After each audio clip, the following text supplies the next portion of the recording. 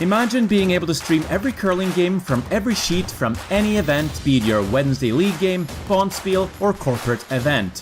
Curling Stadium offers an all-inclusive streaming solution featuring high-quality cameras, ease of use, great reliability, and minimal installation.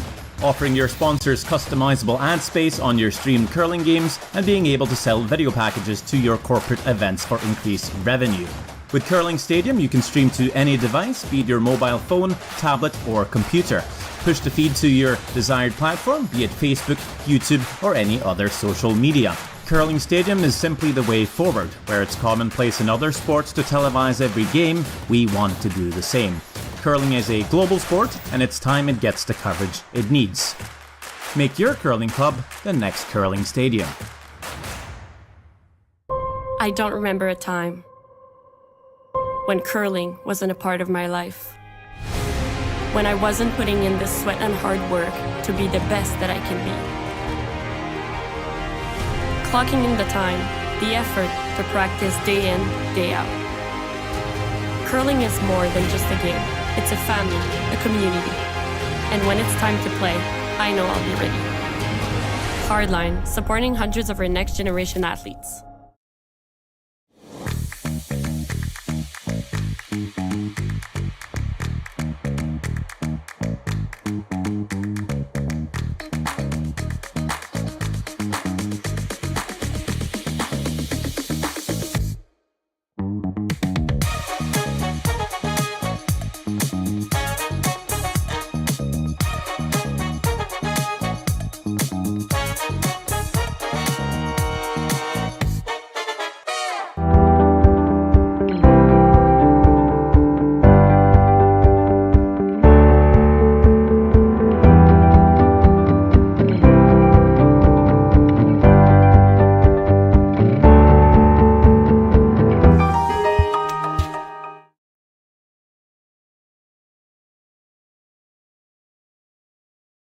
We asked Saskatchewan what they know about 5G. More speed, more innovation. It's gonna make our lives a whole heck of a lot easier. This is what 5G looks like. Better, faster. Sounds like one more G. Sounds pretty good. I don't know what it means. All you really need to know is the future of 5G is here and will continue improving through investments in network technology.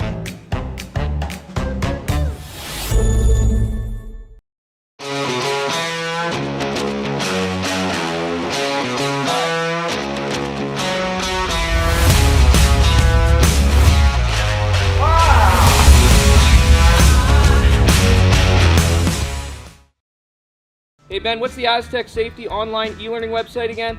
Yeah, that would be aztecsafety.com. Fire extinguisher and firefighting, we'll send that one to Paul. Now here's a course I should probably take. Conflict resolution. Power line safety. Yeah, I thought it might help me with my line calls. Did you know this Aztec website has over 100 safety courses? Jeez. Aztec Safety online course. Ground disturbance.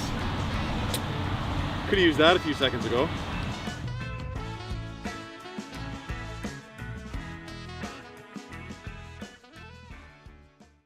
So with the impact to my business and income, will this delay my retirement? I know you're worried, Marshall, but based on the original plan we came up with, you're only about 6 months behind. I thought it would be years, not months. You should feel good. Remember, you've got a plan.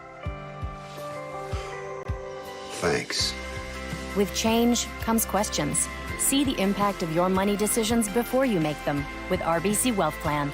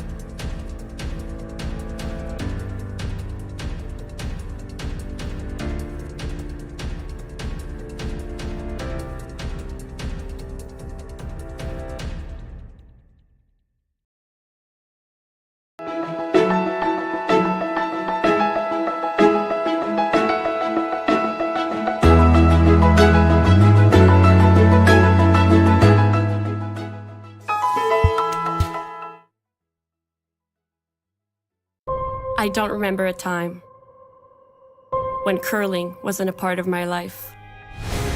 When I wasn't putting in the sweat and hard work to be the best that I can be. Clocking in the time, the effort to practice day in, day out. Curling is more than just a game. It's a family, a community. And when it's time to play, I know I'll be ready. Hardline, supporting hundreds of our next generation athletes.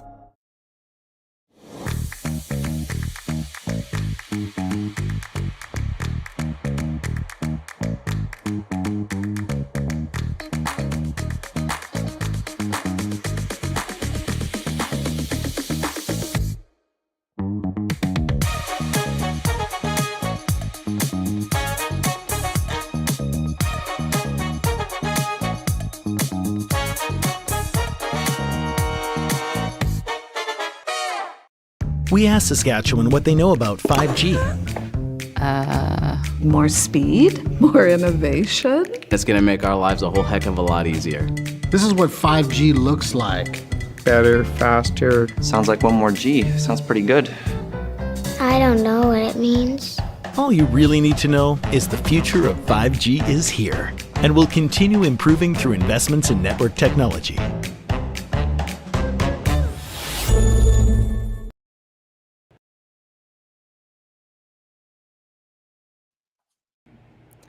Hello and welcome to Swift Current Saskatchewan in the RBC Dominion Securities Western Showdown.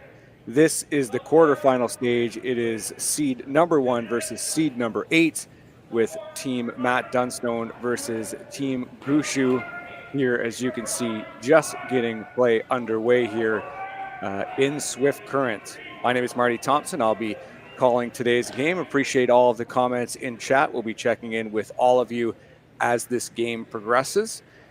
As mentioned, this is 1 versus 8. And take a guess who is the number 1 seed. That's right, it is team Matt Dunstone as they went ahead in the A qualifier. Team Gushue, multiple reigning Canadian champions, they had to go through the C side.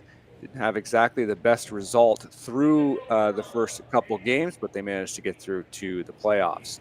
Take a quick look here at the other sheets, other quarterfinals rather in play. We have Ryan Kleider, Brad Jacobs, Mike McEwen versus Brent Pierce, and John Epping versus Kevin Cooey. This just gives you an idea of just how stacked this field is here in Swift Current year after year. Plenty of storylines in this game. Thank you so much for tuning in on this Monday morning. The men's final day here in Swift Current as we see Team Dunstone deliver their stone into the 4-foot. Harnden brothers are back together. We'll get to that in a second as we see Brad Gushue assess the house here. They have the hammer in this first end.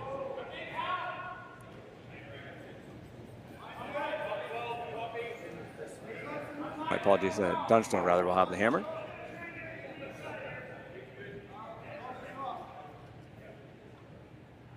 Brendan Botcher throwing second stones for this team. Now in his second month in this role. Lots of chopping and changing in the men's scene here in Canada, and these two teams on this sheet are certainly no stranger to that.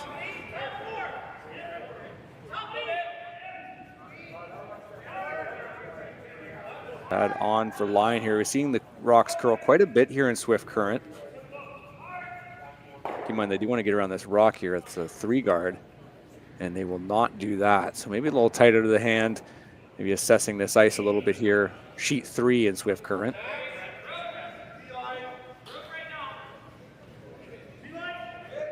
As mentioned, Team Dunstone had a pretty good week here so far. Went through in the A side, grabbing 1-point wins over Reed Carruthers and Rylan Kleider in the process. I mentioned Kleider is playing on a adjacent sheet here in another quarterfinal. That last game they had against Kleider, that was yesterday at noon, so they've had plenty of time to rest and regroup here. Gushue's last game was started at 9 o'clock last night, so quick turnaround for them. EJ Harnden with his come around in the yellow. Dunstone also calling. They're going to get a little bump off this, so both teams getting fooled with the amount of curl here. And is this something that Brad Gushue can go after? Looks like he can.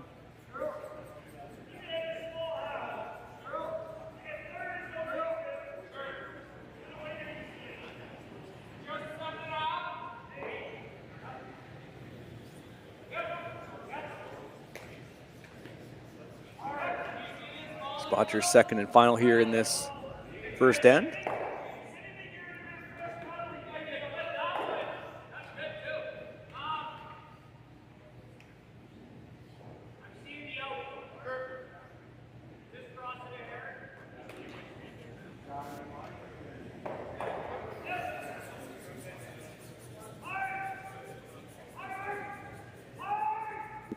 Right away.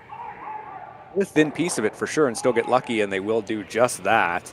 Shooter rolls all the way down. But certainly a good result here for this team out of Newfoundland and Labrador, sitting one at the back four.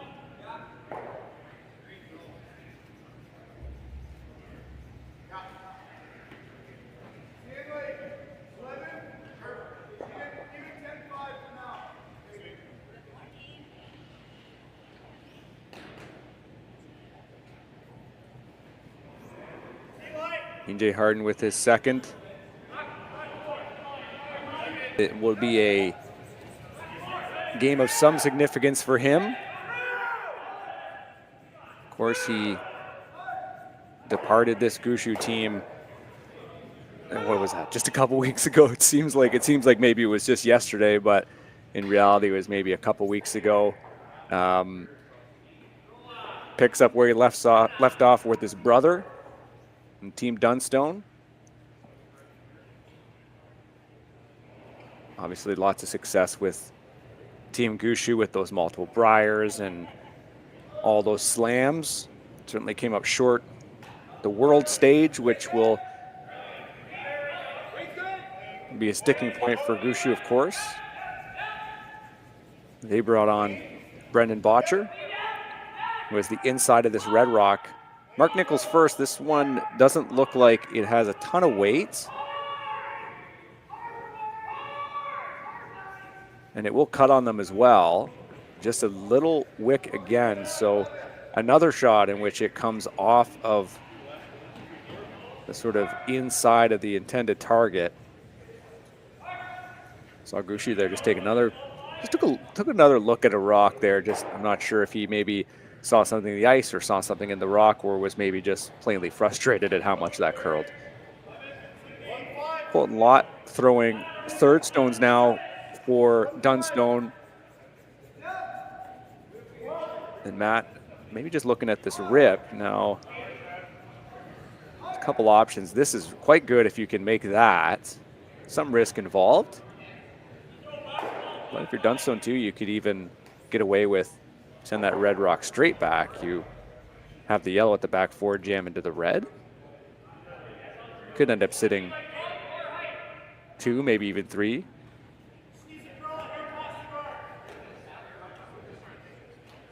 It's precise, but right now you've got some good cover.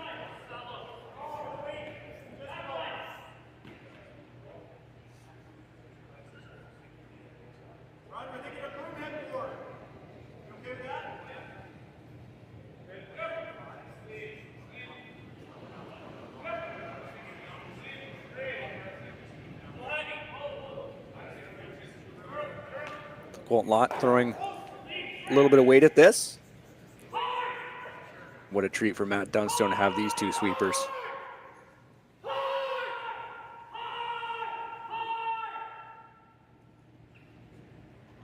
And count him, another rock over curls here. The first end in this quarterfinal here in Swift Current. We're catching a bit of a theme. Doesn't make the decision making for Gushue too much different. Yeah, he'll go after the same rock, just hit it at a different angle.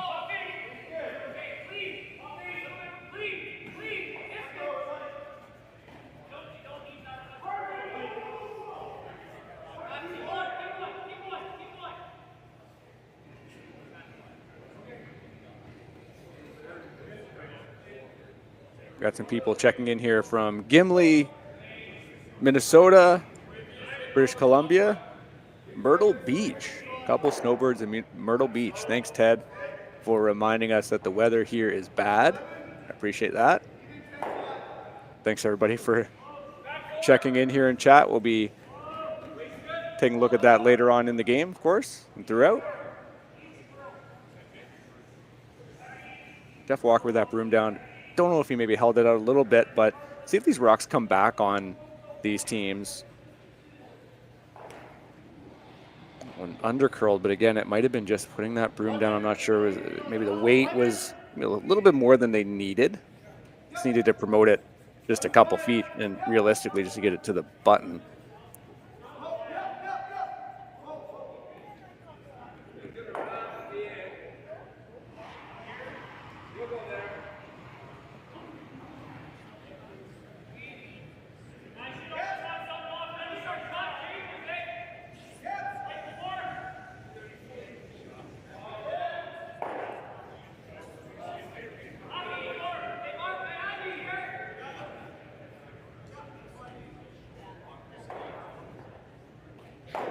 Final Vice stones here. Colton Lott wants to go down and take a look. So Dunstone just intimating he wants to come all the way around to try to see if he can get a piece of the button. Might look a little ugly here, but we just know how much it's going to curl. Lott thinking rip or send this red in.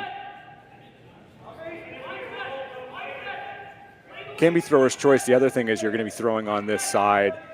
There's been a ton of rocks come down on the intern side. Plus, you're really asking Lott for it to curl.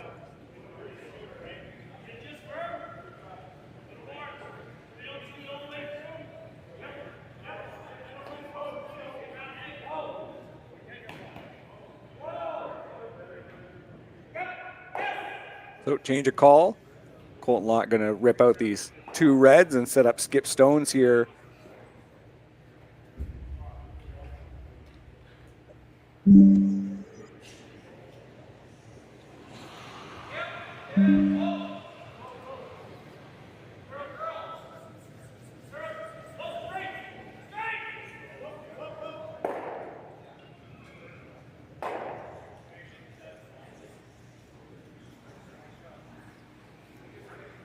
Well, the shooter comes down into the 3.5 guard zone. Mark Nichols here stepping into the rings to take a look at this stack of stones.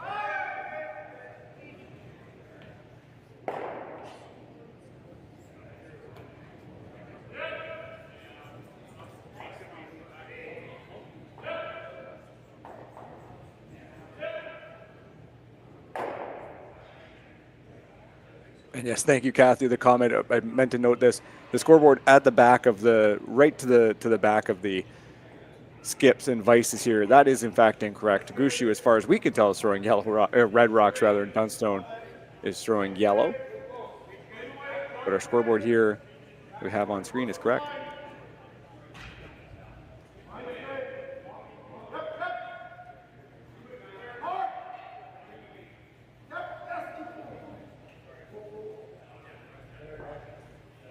So Gushue thinking, if he could promote this red rock in to the button,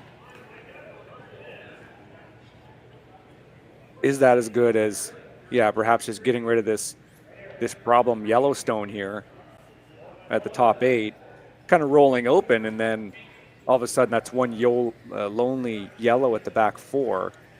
Dunstone would have another shot to try to make something of it, but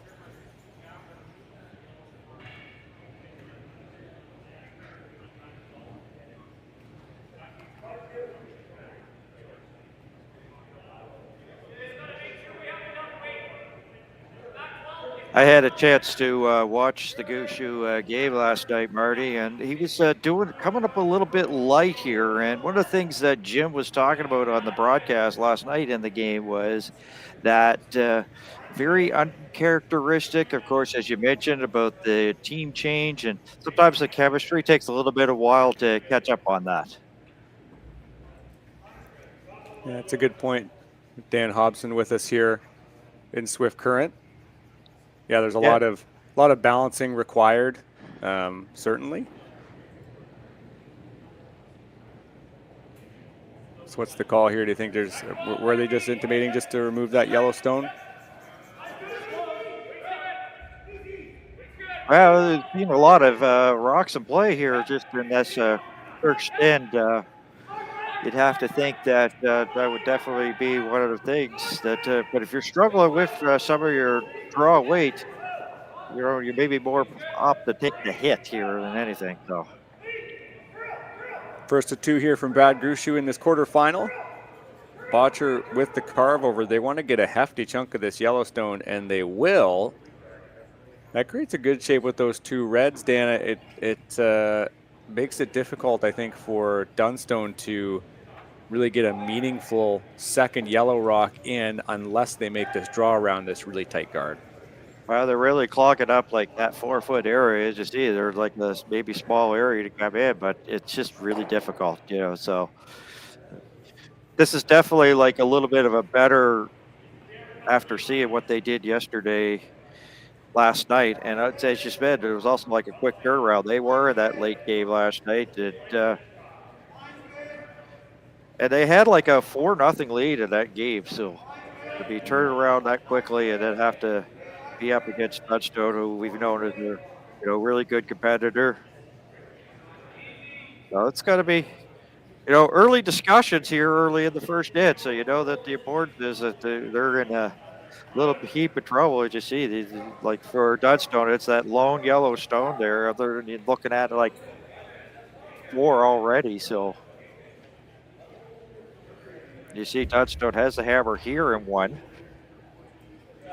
But the path is sort of starting to get a little bit harder. The harder you have to go outside, and then you have to come more in. It's more difficult there to try to get your 2. So.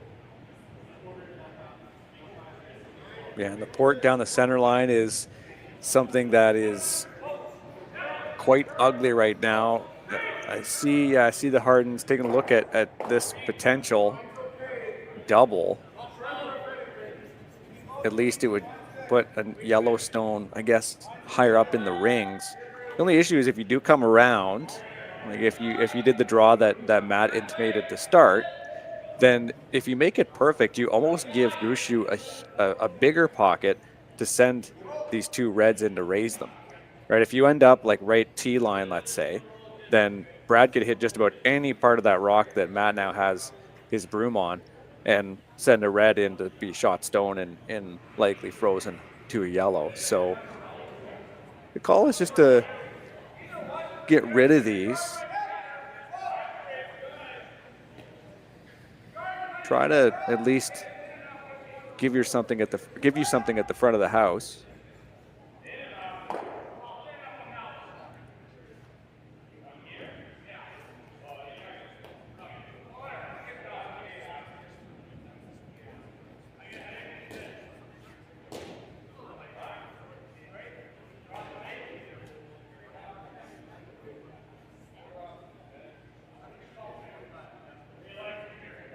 Matt Dunstone's first here in the quarterfinal in Swift Current. He has the hammer in this first. Has already taken off on us. Lots of rocks in play. This #1 seed looks to take advantage of that yellow rock there in the back 4. Maybe falling on them a little bit. Here, oh yes. At least cleaning things up a little bit. Removes both the reds, so looking a little bit better for him. Yeah, there's at least the opportunity in which, if Brad Gushue wants to get rid of this Yellowstone, there's at least a margin for error. Dunstone could potentially get a miss out of him at this point, but yeah, then as mentioned, the top 4 is at least open to a certain extent. Well, the sport, sometimes you use like your first shot that you make is almost like a setup for your second shot. So Yeah, this level for sure. That is what you need to do early in the game too, as they're figuring out the ice as well. You got to try to play to that as well. now you've been here probably since like Thursday, so you've had a chance to see some games. The ice conditions and seeing some of the curlers come up a little bit short. Has the ice have been a little bit of an issue? Has it been in the minds of some of these curlers, you think? Well, there's just lots of curl, and you know, when there's lots of curl, like you're saying, they come up short sometimes. Sometimes that just means, you know, it catches a curl and you can lose suddenly a couple more feet than you thought. So yeah, it could be, and also we could see teams, as much as they have a pretty extensive practice, you know, it can still sometimes take an end for the ice to settle in. This is going to be a big sweep, and they will get a miss out of Brad Gushue. So couldn't quite navigate that. Hort botcher on the carve, couldn't quite bring that over, and now it's a draw for 2. You're just talking about that setting yourself up for that second, for a second shot later. It's a perfect example of it. They now have a draw for 2. That's a pretty good outcome, considering they were looking at those 2 staggered reds there not too long ago. Yeah, they were looking at 4, and that's the thing that's also been going on here at this showdown, is that all of a sudden things could just like change quick as a hat, like in a New York minute, whatever term you want to use. That they look to be in control, because the thing is, Gushue in his game last night, it didn't look like it was going to be anything going on, but he scored 4 in that first inning.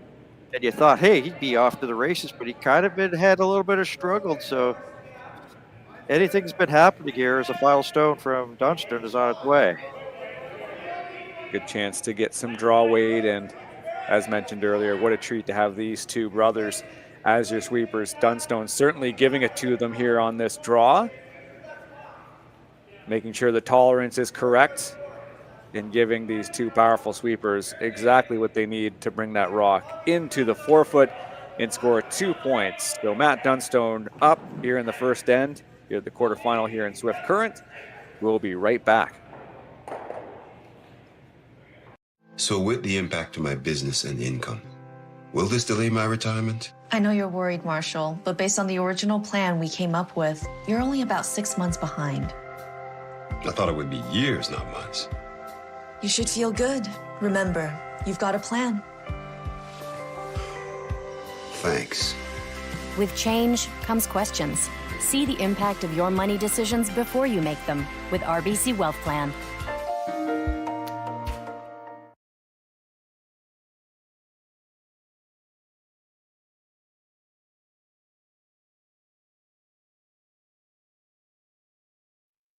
Handcrafted in Canada, Hardline's Ice Pad has revolutionized curling for over a decade. Engineered with top-tier precision and durability, it is backed by an unmatched 10-year warranty. Designed for curlers at all levels to sweep effortlessly with maximum efficiency, it is trusted by the world's best curlers, including Olympic and world champions. It is quite simply the best broom in the game. Hardline. Join the revolution. Stronger agronomics, better returns, greater peace of mind from pre-seed to post-harvest. You can count on the Victory Canola program to keep you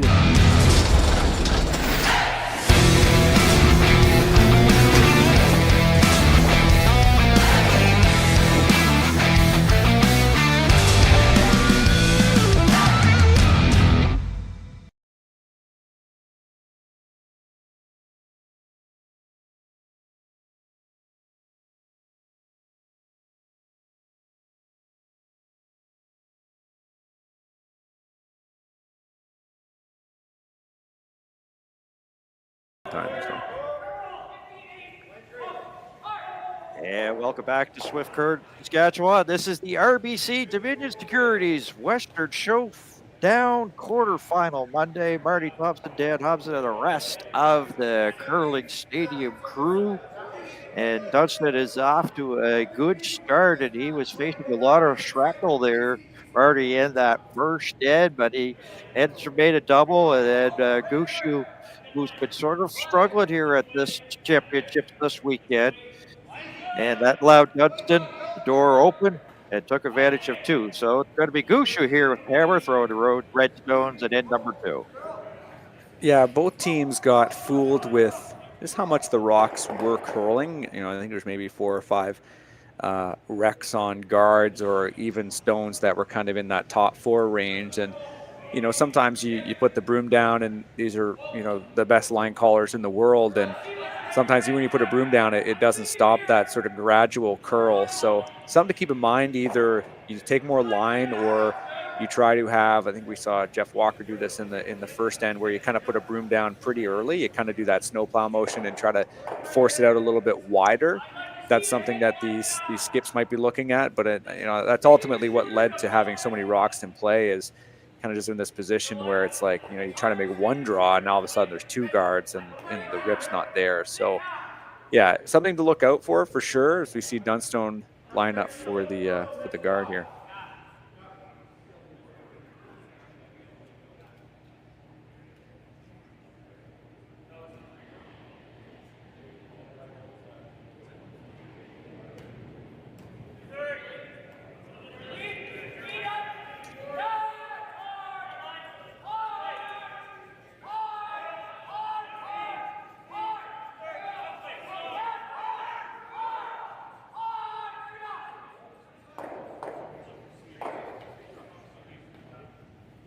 Looks like that one comes in pretty nice. Oh, it hooked over a little bit at the end, but yeah, I know you mentioned that you got a chance to watch a bit of Gushue last night, Dan, and yeah, what an uncharacteristic way to get to this quarterfinal for this team. That, you know, it's you don't want to set unrealistic expectations for a team to be perfect or almost perfect, but certainly a team that is one of the most dominant teams we've seen in the men's game in quite some time in this country. You know, certainly feeling it out a little bit this year, I think, with Botcher too, but to go through the C event and I think they had I know the score isn't quite indicated, but a 10-2 loss to John Epping. I think they gave up a 5 at the end, but certainly not their like finest weekend, but I would not certainly doubt them at all to come out with the result in this one. Well, I mean, the thing is that a event like this is it's a cash event. Of course, you're trying to win some cash and put it into your pocket, but it's also like we're into that stretch drive right now. We're getting set for like provincials, so everybody's trying to. This is where you got to find your game. You know, you may be struggling now, but as the season ramps up, it'll be a little bit more tougher to take on, and same for Dunstone here as well. So.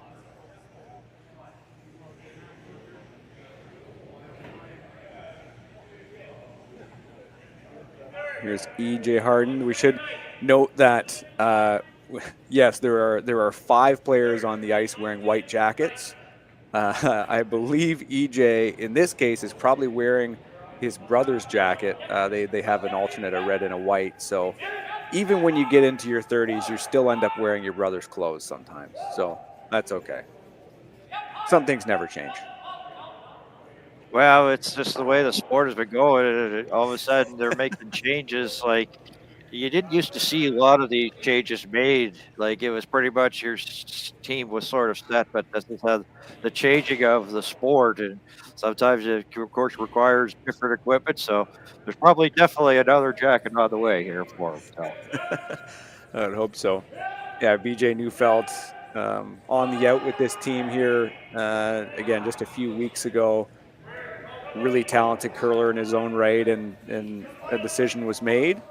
I think they've got a pretty good third rock thrower here in Colton Lott to move up into that position, and you know they've certainly got 2 great sweepers, so it's really hard to critique a move like that, as much as BJ, you know, he's at the top of his game, is and has been one of the better vices in this loop for quite some time, but Yeah, the number of changes I think are maybe a little bit of a whirlwind, and it's certainly unprecedented in this sport, as you mentioned, Dan. I mean, I think it's I think the athletes, they just sort of feel the pressure, and that man right there behind the hack, Gushue. I know that some people have called this the sort of Gushue effect, where you're trying to chase a team at the very, very tippy top, and it's like, how do we do that? It's like, well, if you have to just make a change for the sake of making a change, or you feel like there's a weak spot on your team, you don't hesitate. You just make it and just hope that you're throwing something against the wall and it sticks, right? There's more thinking to that other than just, like making a random choice, but sometimes it would certainly feel a little bit more randomized to a certain extent. You feel like you're really making some kind of big leap by making this kind of change at this time, but we're seeing more and more teams do it. So this is an interesting shape here for Matt Dunstone. I think for Gushue, it's getting pretty ugly pretty quick. An angle in, yeah, okay. Yeah, there's a lot of stuff like there right out front. I mean, that is just like that. There's like all of a sudden you've got the guards up there. You've got like a cluttered house as well. So things are just, yeah, as you say, it's like looking like a little bit of a mess here. For Brad, the issue here is, you've got these two staggards. You don't see it in the overhead, but you see here in the left pane, you have that one guard. It's like, okay, if you're going to get rid of all of these staggers and free up this 4-foot, not only do you need to have one shot to run that guard into those staggers, but your shooter probably sticks around in the same spot. Then they put another guard up. Then you need to make that run again. So it's not tenable for this team. This is, though. And that does at least part of the trick. Now, they will still have these two guards to contend with, and Dunstone can throw another one in. But, yeah, Matt is in a great position to maybe take a couple here, honestly. You put that back. Like I was saying, it's like run that yellow in. You have to be super lucky for that one guard that you run in to spill out. Plus, you're going to have your shooter there. You have to make the same shot again. Well, for Gushue, he had the right man, right spot. Because it was Mark Nichols that made the run back yesterday that pretty much closed the deal. It allowed them to get here to this qualifying game, and he did the run back on the angle, just almost similar shot to what he did last night. So that's going to use a lot of ice up here. Yeah, I think your tolerance is to be on the wide side, because this stagger here that you have at the top of the house is pretty nice. So I think they want to ensure that they definitely make it around there and then hope you can kind of carve it over. Now, I'd imagine this is a line call to get this around. And sweeping a little early, maybe put a couple extra feet on it. And thankfully it doesn't really change too much for Gushue. They could end up, I think, hitting that yellow one eventually, trying to clear that one out the back, but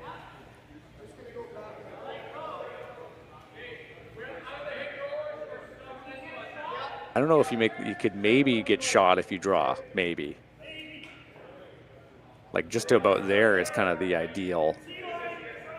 I'm not sure if the rocks in Swift Current are curling enough at the very end or hooking in enough to get to feel really comfortable with that. I think that's maybe what they're thinking, is it's maybe not the best.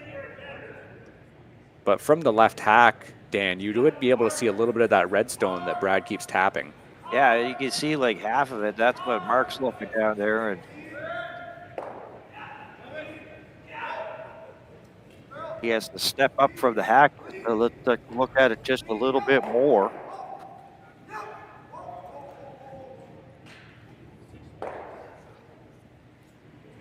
Come around is the call here. Mark Nichols, final stone here in the second end as Team Gushue looks to put something in potential scoring position, I think, at this point, Dan. Yeah.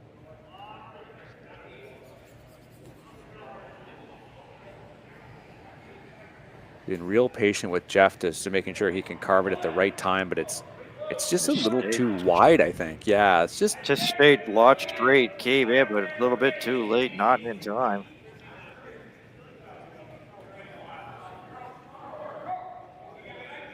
Bill Dunstone's hitting too. I'd imagine that draw just has to be so precise, and it came in so wide, and I think that just had to be like a close to a 99%. Well, this is what happens when you have the center line pretty much clogged up, as everybody at home sees. You have to go wide to try to get in. I don't know if it's got the curl to do it. There's been curl to this ice all weekend, but it's got to be a lot there. But Team Dunstone must be pretty happy with the way things are going. They got their 2 in the first, and they got some pressure here on Gushue here in the second.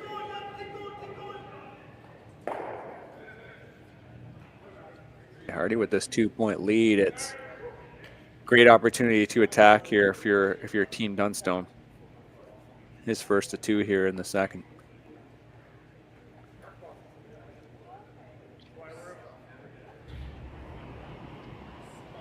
And we're here with Skip Stones here at number 2. That's applying the pressure. Pressure's on it already. This is where it will start to dig in when we see it gets past that hog line. Starting to move, starting to come in.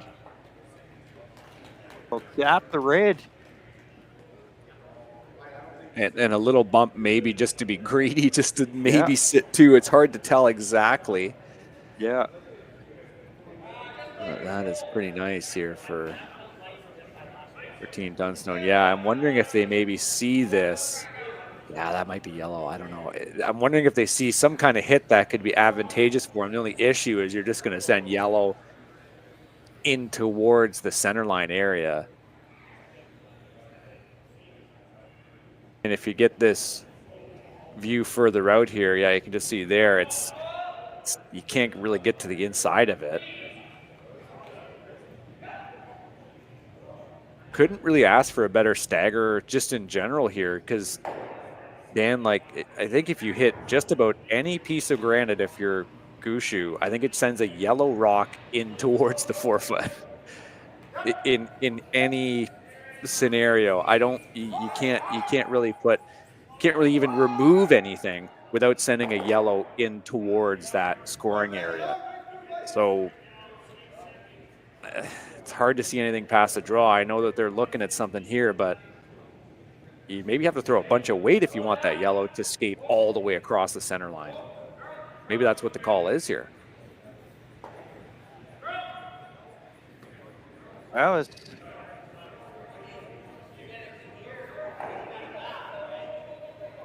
going to be really tough here to even get a multiple scorer for Gushue here. Godhammer here at number 2. As you said, like, all the rocks pretty much on one half of the sheet, as you see. The very tough shot, though. I mean, after having pretty much an easy in the qualifying game last night, he's had to face pressure cooker of a shot so far here. First to 2 from Gushue on its way.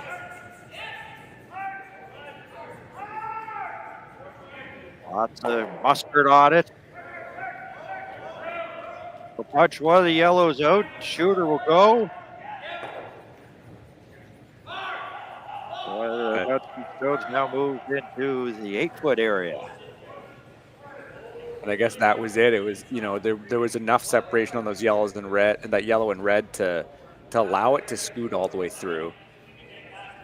And good line call, because the issue is if you hit that any thicker, you just end up sort of plopping a yellow rock in behind that really ugly stagger if you're looking in this left pane. So for Team Dunstone, it seemed like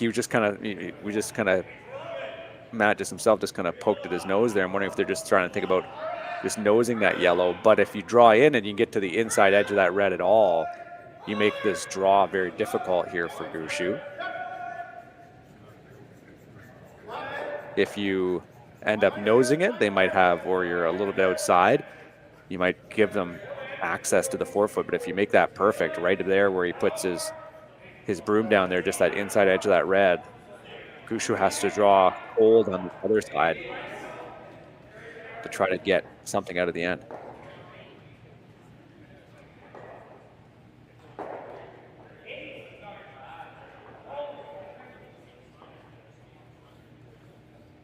So we're into skip stones here in number 2. Dunstone leading 2-0 as the pressure here on Brad Gushue.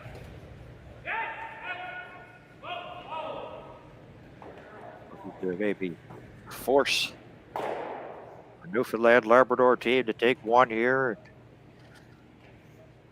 Also, steel still also in effect here too. Lots of things on the board here for Dunstone as he get ready to throw his last with the hammer it in too.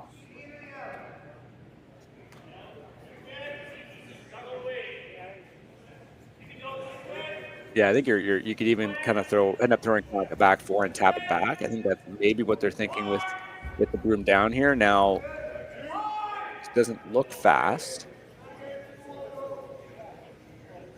You see his head down now the rest of the way, trying to get it past. And they'll leave it just to the 8-foot area, so really making this scoring area very small to get to here for Team Gushue with their last year in 2. Yeah, Matt would not be happy with that outcome, if you're considering the tolerance, how you wanted to ultimately miss that shot. This, I guess, isn't the worst, but at the same time, if you ever just beat that guard, you are sitting 2 and you're putting 1 on the side of the button and making it extremely difficult here for Brad. Now, they really want to find something. Gushue is intimating, I believe, this yellow slash. Yeah. So the yellow top 8 goes across the house and hits this rock at the back 4.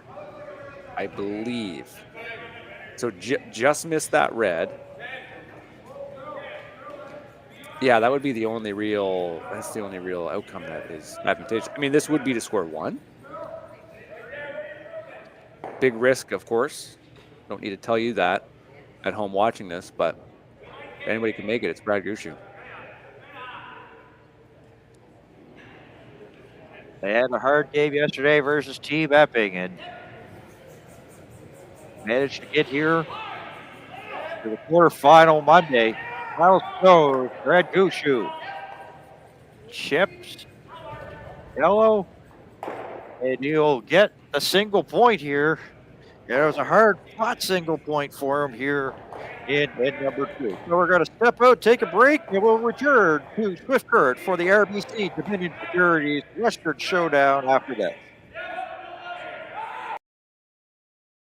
We asked Saskatchewan what they know about 5G. More speed, more innovation. It's going to make our lives a whole heck of a lot easier. This is what 5G looks like. Better, faster. Sounds like one more G. Sounds pretty good. I don't know what it means. All you really need to know is the future of 5G is here and will continue improving through investments in network technology.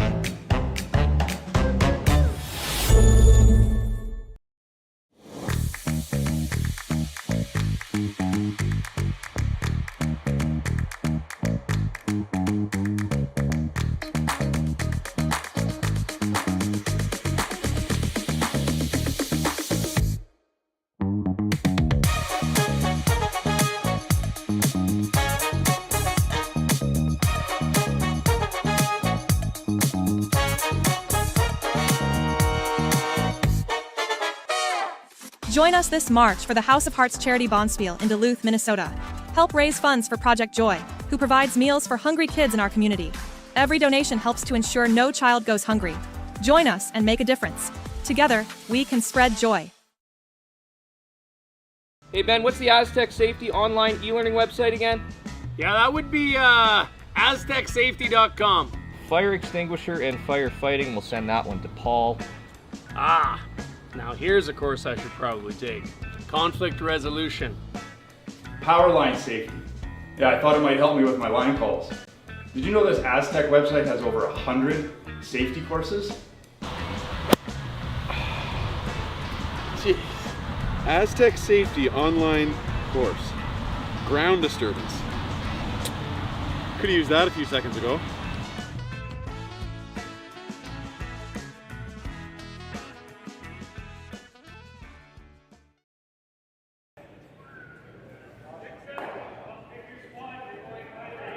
And welcome back to end number 3 of the RBC Dominion Securities Western Showdown. Dan Thompson, Marty, Thompson, and the rest of the curling stadium crew. 2-1 Dunstone over Gushue as we play the third. Dunstone, as you see, has the hammer, throwing the yellow stones. And it's one of those things that for Dunstone here, Marty, he got what he wanted. He definitely wanted at least Gushue to take one, because if you score 2, I give up 1. Now I have hammer, I can get 2. It's working out very well for him, his game plan so far here in this one. It's funny though, you know, you of course you go into ends without the hammer thinking that, but sometimes it's got to creep in your mind, especially looking at going into vice stones there. I'd imagine Matt had some sort of creeping thought thinking, is this going to be like a steal of 2? You know, it was just with those staggers, it really was shaping up to be there. I think honestly they're maybe 1.5 shots away from actually securing at least a steal. Yes. But you have to sort of take it, you know, that it's a really good end from this team. You know, obviously a solid first end as well. So it's got to keep rolling with the momentum and feeling like you've certainly got the edge on the reigning Canadian champions here.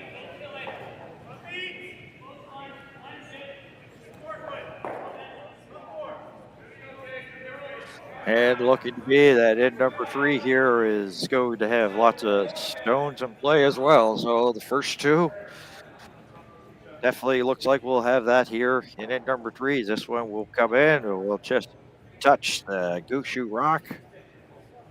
Once again, center line sort of clogged up already early going here in this third end. Yeah, I see Gushue here now. Just you've maybe got a chance to attack these yellow stones and avoid the same issue you had in the second. You clear it up a little bit.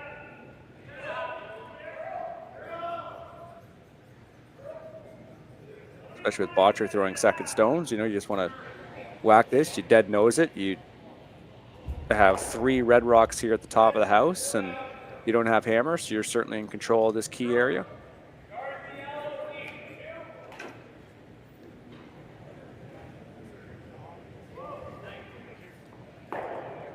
One of the things you're going to notice with Botcher is when he's doing the sweep, and he's going to be on the outside more than the inside. We saw that in his game last night. He hits that and splits the yellow too, and removes them both, sticks there.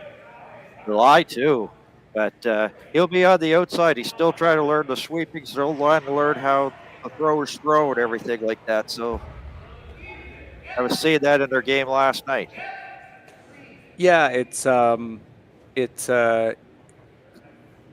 interesting with the sort of carving motion, and certainly folks that have a little bit more knowledge in terms of how sweeping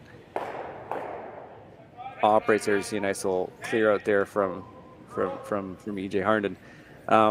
Perhaps some people with a little bit more of the science background can sort of explain this, but you know, that carving motion, that really quick sort of knifing, whatever you want to call it, it does seem to be that, you know, speed is certainly a factor to, you know, the rapidity of that motion seems to be really what allows that rock to curl over.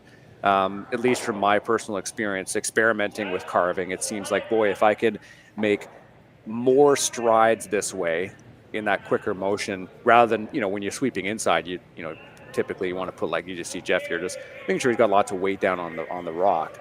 And Brendan, obviously new to sweeping, and of course that makes a lot of sense. But he does seem to have a little bit more of that speed to that carving motion, perhaps more than Jeff does. Jeff's obviously a bigger player, bigger person. He can put more, he can afford to put more ice, or put more weight rather, on the ice and on the broom. So I think that's something to keep in mind, and maybe it makes no sense to people that would say otherwise. But I think that might be also another part of it. Of course, you want your stronger sweeper on the inside every time, of course. But maybe for Brendan, it's like, hey, if you're going to be outside, you see Colt Lott getting ready to carve here, you're just like, you just get ready to go and you just start pounding it. That can kind of maybe like be a little bit of a specialty, I guess, for sweeping to a certain extent. Of course, we see the teams in Switzerland and Italy that, they'll just have the big sweeper on the inside, and sometimes, if you're Switzerland with Benoit Swartz, he's almost just watching the rock. He's the second sweeper, but you just know he's not nearly as effective as their inside sweeper. So, yeah, I mean, there's certainly some feeling out for this team, but I think in general for sweeping, I think the sport has a long way to go in that regard too, and just trying to understand the science a little bit more about it. Well, I kind of jinxed ourselves because I said there's going to look like to be lots of rocks here. Not so much here at end number 3 after a couple of ends. So we're into third stones. As Mark Nichols easily by is going to chip out that yellow stone. Will he get a roll? No, pretty much just on the nose. No roll. So wide open here for the Dunstone team. Updating everybody on what's going on the other sheets. Of course, it's quarterfinals Monday. Rylan Kiter and Brad Jacobs tied at 2.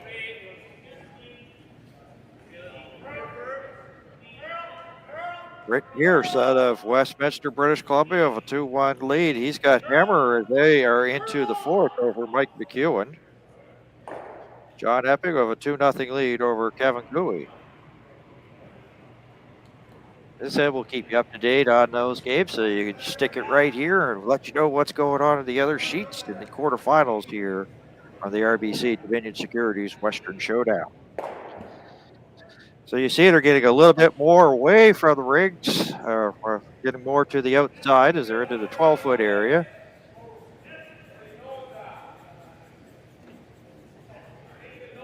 So after seeing it end with lots of stones in the first 2, as I mentioned, as Nichols does get a hit, a little bit more roll, but still into the 12-foot area.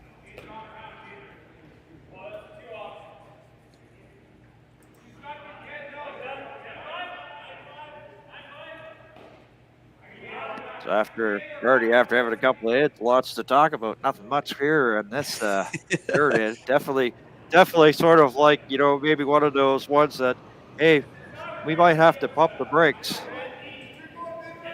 You may not be able to win the match in the third end, but you certainly could lose it. So team's happy just to be a little bit clean here in this third end. Yeah, I'll just take a quick look. I know we brought in some commenters there at the start of the stream, but I want to thank people from all over watching this game. I think we saw Mount Pearl there in Newfoundland and Labrador, Halliburton, Nova Scotia, Gushue fan, classic. We've got even Jamaica, someone tuning in from Jamaica. Appreciate that. Hamoda, I believe I'm saying that right, Manitoba, and I imagine they're cheering for Team Dunstone. And thanks everybody for tuning in. I know this is certainly one of the top games here in this quarterfinal, but you mentioned that Ryan Kleider, Brad Jacobs game, already 2-2. Those are 2 really exciting teams to watch. I think if you're not familiar with Ryan Kleider, from watching, primarily, I guess your slams and Briar Scotties, what have you, on TV, that is a really fun team, and certainly on the up.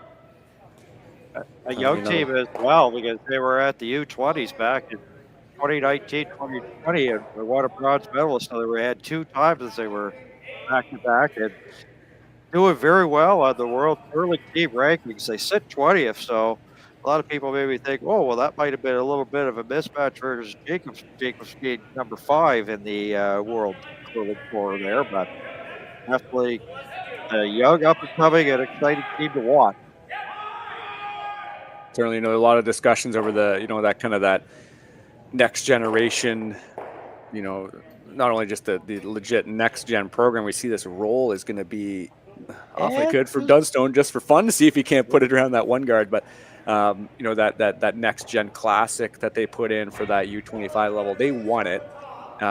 You got to start to sort of think about what these next generation of players going to come from, and how we're going to sort of prop them up. The fact that Mike McEwen out of Saskatchewan is going to gain that automatic berth to the Brier, that's certainly going to help Kleider in that sort of Saskatchewan Sasktel tanker to try to get through and represent Saskatchewan at that level. But I think just the idea that they've got those competitions specifically geared for those younger players, prop them up a little bit, and then sort of send them on their way is certainly quite helpful. Next out here in number 3.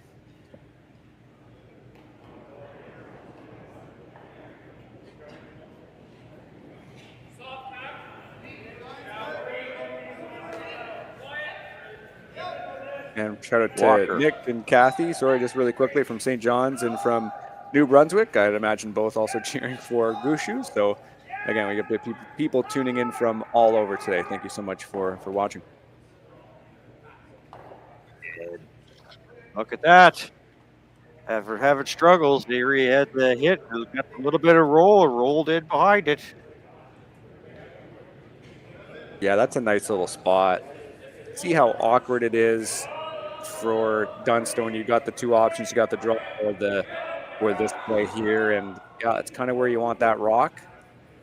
Nice little one, and at least puts a little bit of pressure after, as you mentioned, Dan, just kind of a less exciting end compared to the first two, but put a little bit of pressure on the opposing skip at the end just for fun, and see if you can't get a miss and potentially get a point here going into the fourth.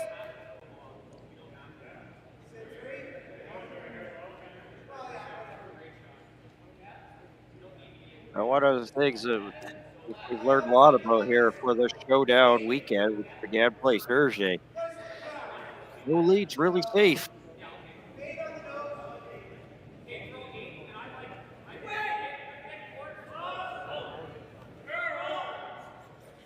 Dunstone, that's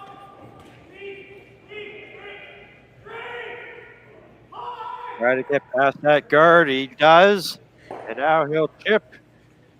Will he roll out enough to? No, he won't. He'll get a single point, so we'll have a 3-1 lead and give Gushue the hammer here for end number 4. So the Gushue with that great hit and made in behind the guard, and it's a point. So 3-1's where we stand here.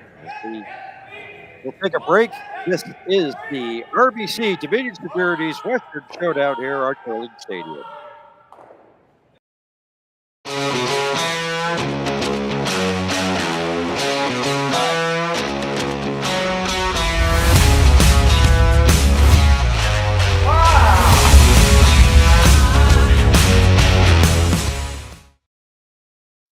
I don't remember a time when curling wasn't a part of my life.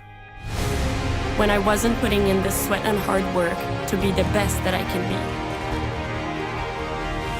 Clocking in the time, the effort to practice day in, day out. Curling is more than just a game. It's a family, a community. And when it's time to play, I know I'll be ready. Hardline, supporting hundreds of our next generation athletes. Saskatchewan, you know Sasktel because we're everywhere. Because being everywhere keeps us connected to you. With Sasktel sponsorships, we get to be part of your community. We're here with you, and we're here for you. It's easy to get started. All you need to do is apply. Sasktel cares. Always has, always will. To apply for sponsorship, visit sasktel.com/sponsorships.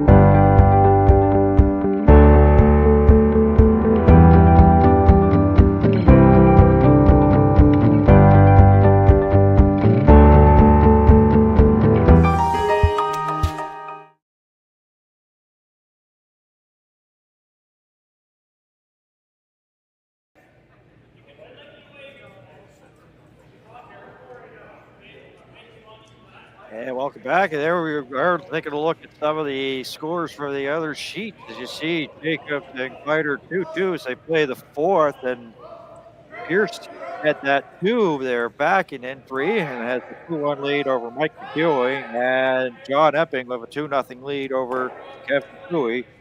As we said, we'll keep you up to date. All those games also on Curling Stadium, but if you're here, we're glad that we are here. Marty, Thompson, Dan Hudson, we've got in number 4 here of the RBC Dominion Securities Western Showdown quarterfinal. We've got Gushue versus Dunstone. Gushue has the hammer here, throwing the red stones at end number 4. And Marty, how quickly sort of the synopsis has changed. We were talking about how Dunston got that 2 and end number 1 and happy to give Gushue the 1.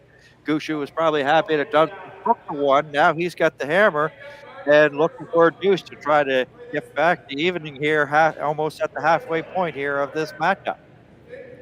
Yeah, and just again, it's like I sort of said there at the end, it's like, oh, just see if you can't force the skip to a miss. And then for Dunstone, it was just, you love to throw that board weight, when you're at this level, because if you can throw that, you can really, especially in the start of the game, you can get a good feel for it. It really helps later on, especially in club curling. But for him, it was just got too thick of the rock. I think they were maybe a little scared about getting a little too wide, so they carved it and they just got too much of it. So yeah, I mean, obviously very, very fine details, but at the end of the day, it doesn't matter if this is your sort of main critique for seeing pens with lots of rocks or not a lot of rocks. At the end of the day, it comes down to those fine details no matter what. So for Gushue, yeah, I mean, certainly a good result in that end. They've got a chance to clear these out, and they will, but that yellow will roll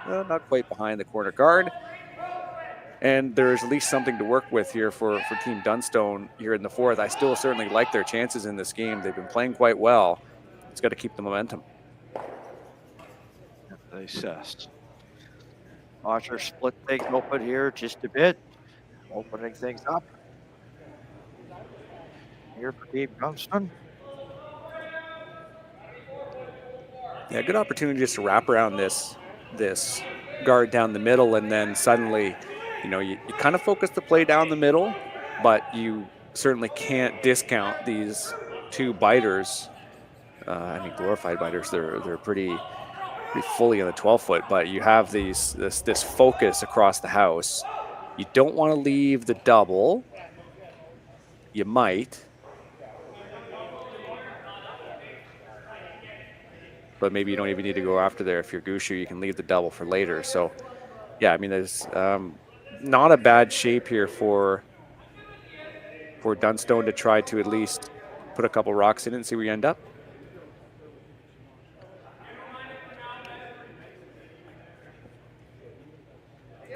Newly acquired Watcher.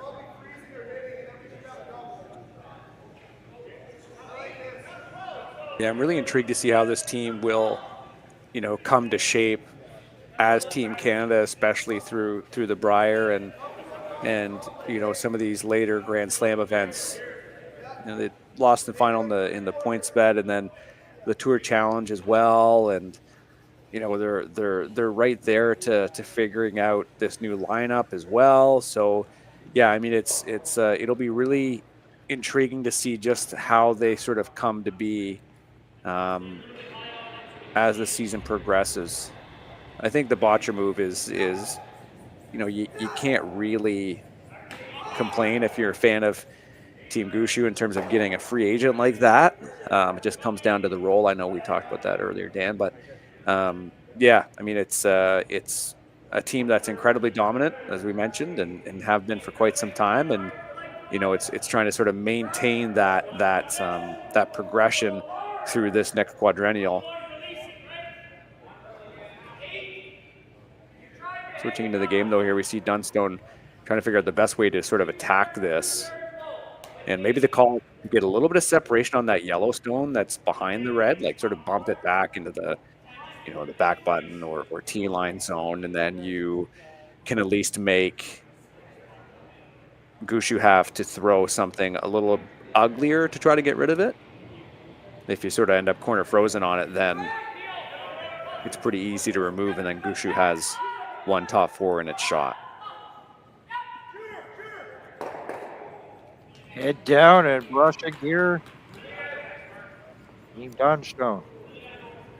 Easily by those 2 red guards coming in. Kisses the red and will bump the yellow in. Yeah, maybe a smidge wider than they anticipated there from Colton.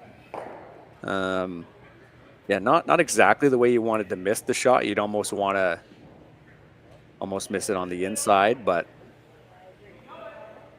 for Gushue now, I think it's a pretty clear shot to just sort of hit and roll out to the wings and then nullify those Yellowstones that are in the 8 and 12 foot.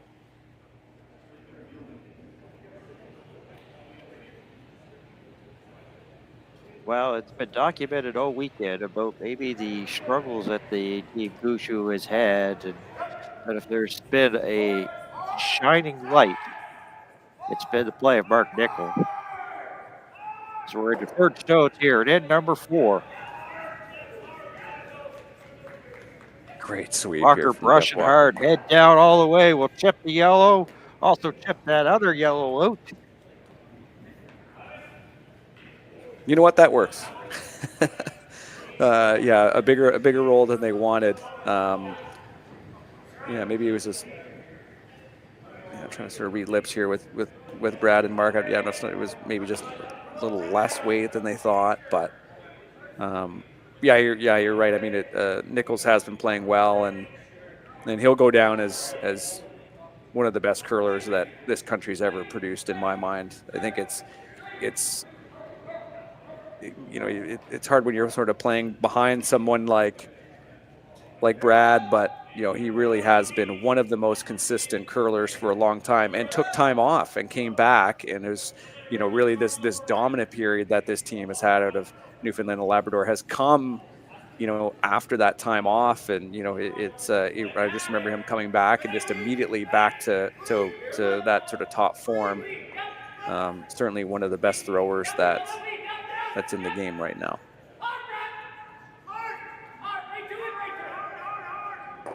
So now's the time for Brad and Mark to go after this double. Looks pretty clean right now. Or that, yeah, that's pretty nice too. I think they're thinking about running that center guard into the yellow, and then you spill the yellow sideways, you lose the yellow that's on the back 4, and then the red that you run in kind of like will roll over to the right-hand side of our screen if we're looking at the house. That way you've got 2 red rocks in.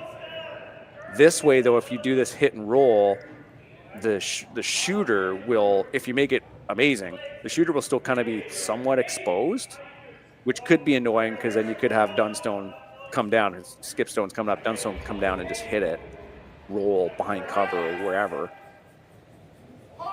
This red run is certainly the most aggressive of the 2 calls.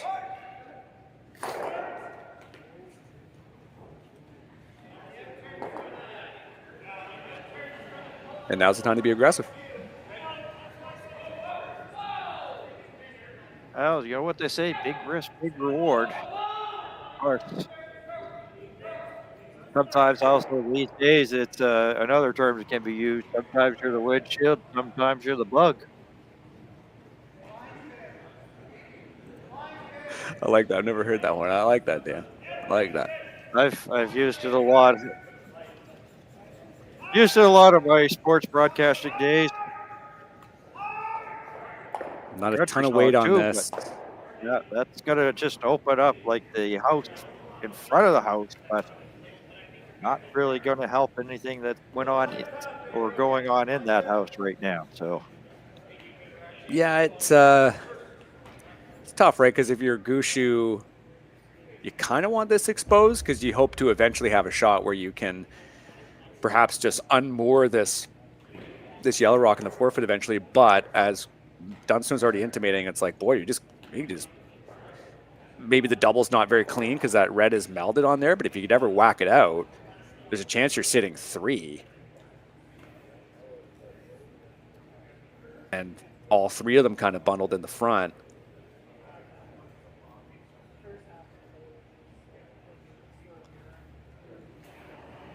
First conversation, it looked like trying to get that chip that red and bring the yellow in and get that red out of there to sit 3. Yeah.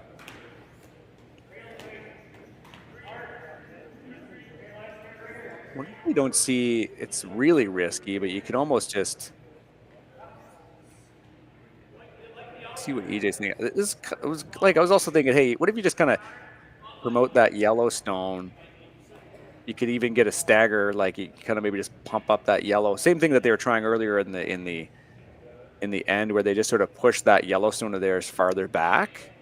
You're risking that they can gear affected out, so that's probably not the call, if I'm being honest with my own opinion. But I really like this double. It's like there's a couple ways you can miss it too, I think. If you end up sort of hitting it really, really thick, you just end up sort of having your shooter roll on top of that red anyways, and it might even make that little whack out that I said that Gushue will want to have. And just remove that one. It might make it like a little harder, might make them staggered, I don't know. It might give them something else, but can't really put the guard back up because he'll do this. So yeah, I think that's the call.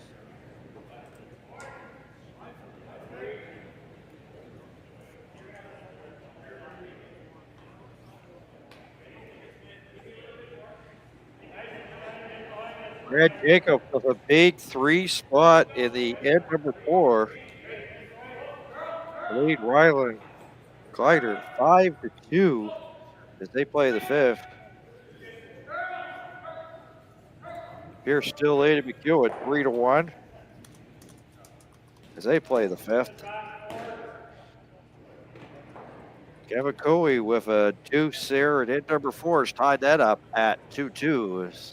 Quarterfinal Monday from Swift Current.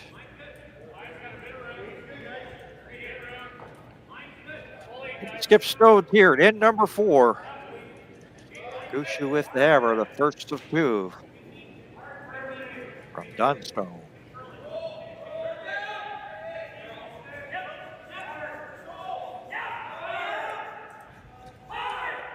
Light brushing here. They'll just get a nose hit and remove the red stone. Yeah, sweeping pretty early on that one. It didn't quite like it. Well, we saw the head gesture pretty much. It's almost like it was heavy from pretty much like what's left his hand, because they saw that from the front end there, just with the hand signals there to indicate that.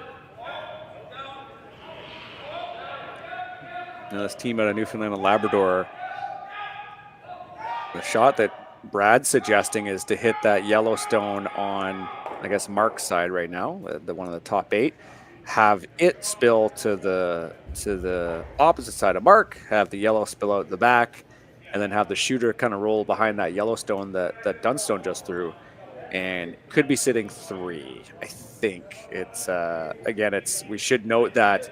And I know people at home are watching the top of house view and they think they see something. Sometimes these cameras aren't exactly over the pin, so it can just skew with your vision a little bit. So before you make any predictions, just keep that in mind. Big weight here from Gushue. Skip Stone in 4. She bang. Gets rid of the yellow stones. One on the back and one just outside the 12-foot area. Yeah, just the key was to get that shooter to roll. Now Dunstone has a pretty straightforward double at least. I don't know if you can get, I think you just focus on just clearing them out and just leaving it right there. Well, yeah, there's nothing, nowhere to hide really. Yeah, I think you're maybe looking at that too. I mean, they're looking at this, but it just kind of cool. It's like, is the triple there? I guess you only really need to nudge that red rock. Again, it looks like they're looks like their third shot. But big shot here for sure. I would just focus on the double. Maybe give them 2. That's all right. Give up that advantage you had to the first 4, but a big shot. You never know. Triple certainly on if they throw enough weight.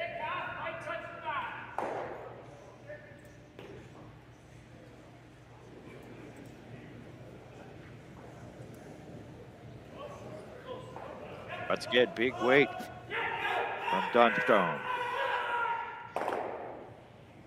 And chipped both of the rocks out, leaves it right out there, but as you see, wide open.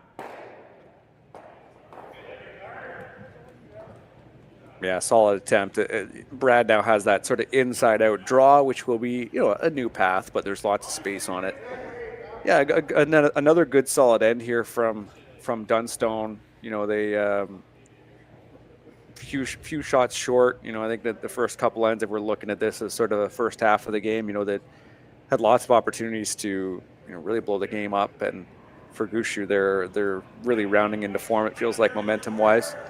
Make this draw, take your 2, and then head into the fifth end here tied.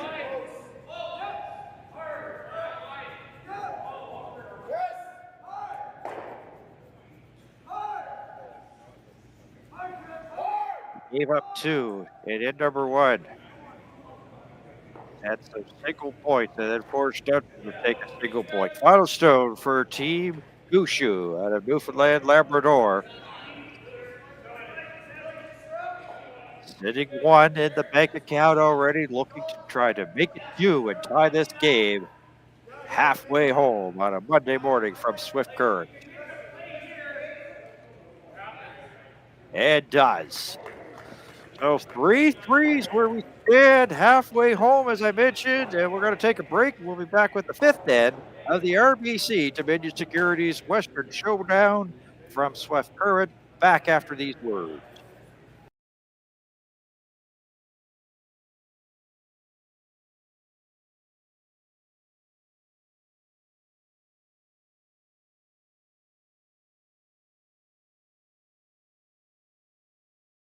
Hey Ben, what's the Aztec Safety online e-learning website again? Yeah, that would be aztecsafety.com. Fire extinguisher and firefighting, we'll send that one to Paul. Now here's a course I should probably take. Conflict resolution. Power line safety. Yeah, I thought it might help me with my line calls. Did you know this Aztec website has over 100 safety courses? Jeez. Aztec Safety online course. Ground disturbance. Could have used that a few seconds ago.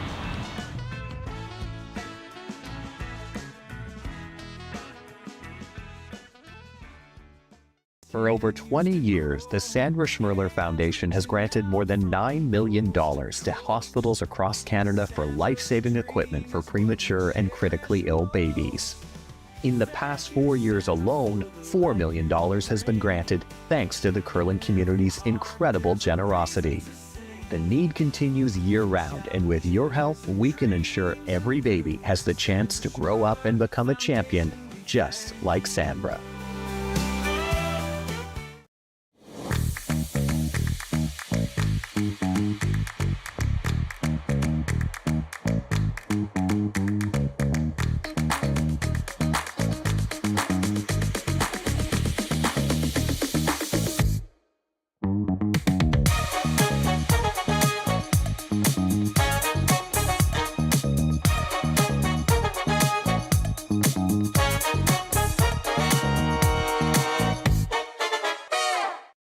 We asked Saskatchewan what they know about 5G.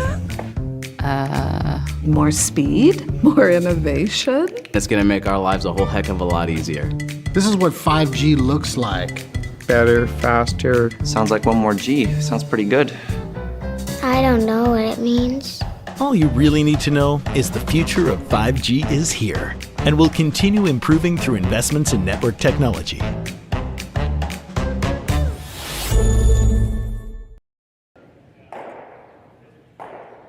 And welcome back to Swift Current, Saskatchewan, the Swift Current Curling Club.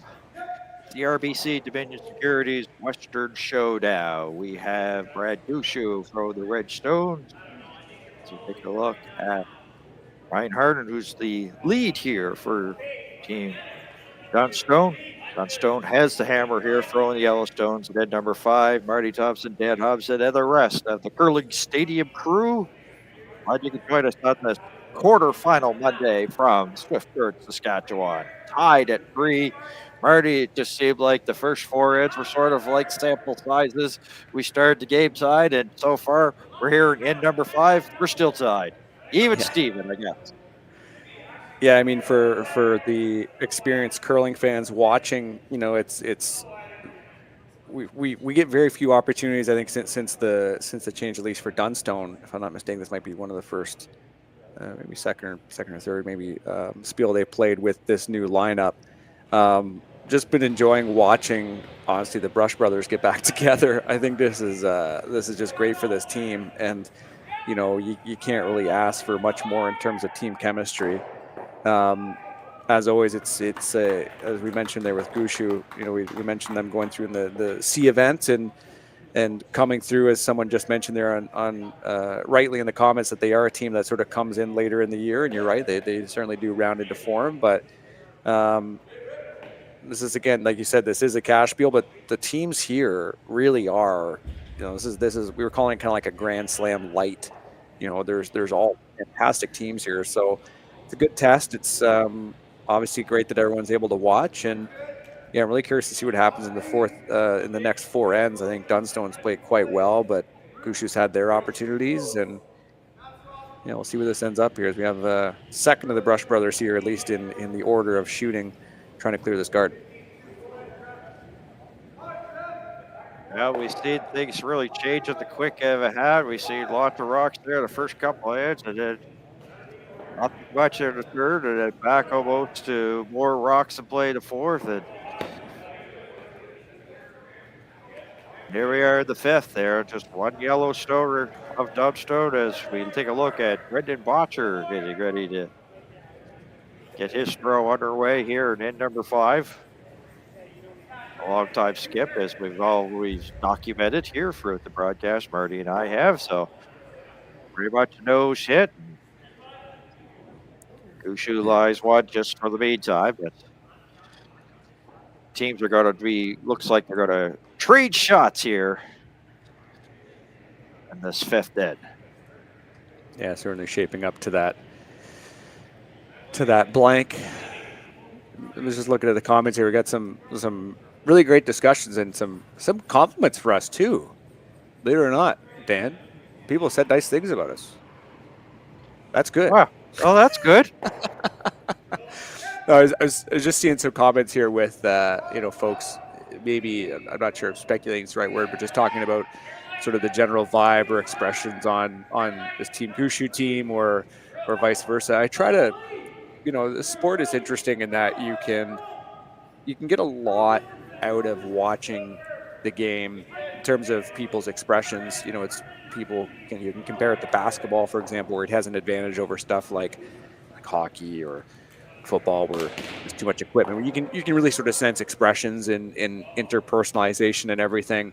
You know, it's hard not to read into it when you're watching it. I understand that. I'm not actually saying, I think they're just saying that Gushue is maybe not as fun-loving as he was previously.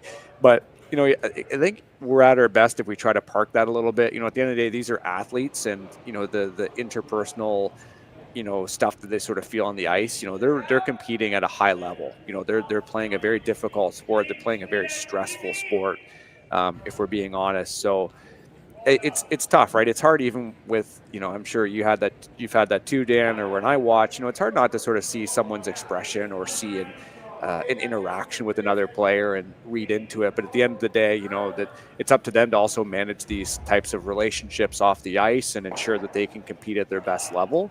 So yeah, I mean, as much as you could sort of say, well, man, so-and-so looked a little pouty this game or whatever, you know, that just kind of comes with the territory. And at the end of the day, these are all athletes that are, you know, managing the emotions that come with a very emotional game. And, you know, unless you sort of see unless you're really certain of a real, you know, years-long pattern with one player, it's certainly hard to read into the sort of interpersonal nature of how teams sort of evolve. I think this Gushue team is another great example, right? Adding Brennan Botcher, a top level skip at second, right? This is this is a whole nother kettle of fish even for how he will communicate for shot calling. If Brad, Mark, Jeff, if they lean on him for that or whatever, it's a very it's very sort of it's a loose thing. It's hard to grasp, how teams sort of operate. You can sort of make those assumptions, but yeah, at the end of the day, it's I just want to sort of point that out, is just sort of say you got to kind of park it a little bit, because these are, it's hard to know everything exactly that goes on. And to be honest, especially with teams now parting with players in the way that they are halfway through the season, surely not all the time due to interpersonal conflict or even their shot calling. Sometimes it just genuinely seems like it is a team trying to make a change for the sake of making a change. You just have to sort of chalk it up to just being business. Absolutely, some great points. And the thing is, talking to or hearing some of the speaking seminars that Brad Gushue has gone to, he's quite open with his teammates. Like he's an open communicator. If he says that he knows that he's not having a good day, he lets everybody know he's not. So he is a really good communicator. There's good communication with his team, based on talking to him on some of the seminars that he's had as we're at Jeff Stone's here at number 5. So. Yeah, and I'd be really interested to know more about those seminars. I think that Dan, maybe putting words in his mouth a little bit, sometimes like that vulnerability is key, right? Just to sort of say, or just to be that honesty and just making sure that there's no ego amongst the team or whatever. There's no sort of sore spots like that can really bring a team forward. It really can. And understanding limitations and, all of that, it really does play into a key team dynamic.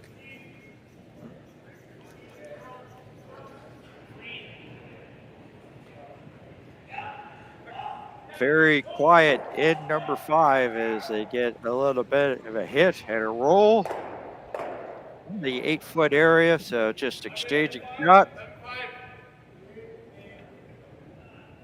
I'm still looking to carry the hammer into 6, but you can't really anticipate it. You have to wait for the shots to be made, and the shots have to be made. At least we're not playing on a clock. If this was on TV, they'd just be speeding through this one for sure.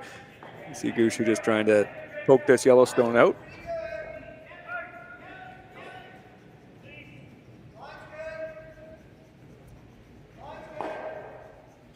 If there's ever a day where you want to have like 4 televisions in your living room, Marty, today's the day. Or iPads or laptops or phones or anything you can get. Agreed. Kleider's last rock at number 5, trail of Drake by 3, but he's looking at a heck of a mess. So we'll keep you updated on that one. Guess if we want to use an 80s term of a show that used to be on, that will be our update game. But Kleider will chip and get a single point, make it 5-3 as they play the 5th, as we return our concentration here on end number 5 between Gushue and Dunstone. Final stone on the way. We're going to hit, roll out, and carry the hammer into 6. And he does easily there. So we have our first blank of the game. 3-3 after 5. We'll go to the 6th after this break from the RBC Dominion Securities Western Showdown here on Curling Stadium. So with the impact to my business and income, will this delay my retirement? I know you're worried, Marshall, but based on the original plan we came up with, you're only about 6 months behind. I thought it would be years, not months. You should feel good. Remember, you've got a plan. Thanks. With change comes questions. See the impact of your money decisions before you make them with RBC Wealth Plan.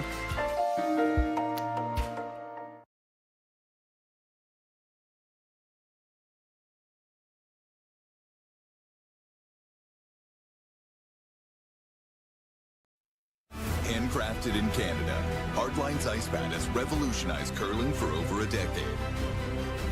Engineered with top-tier precision and durability, it is backed by an unmatched 10-year warranty. Designed for curlers at all levels to sweep effortlessly with maximum efficiency, it is trusted by the world's best curlers, including Olympic and world champions. It is quite simply the best brew in the game. Hardline. Join the revolution.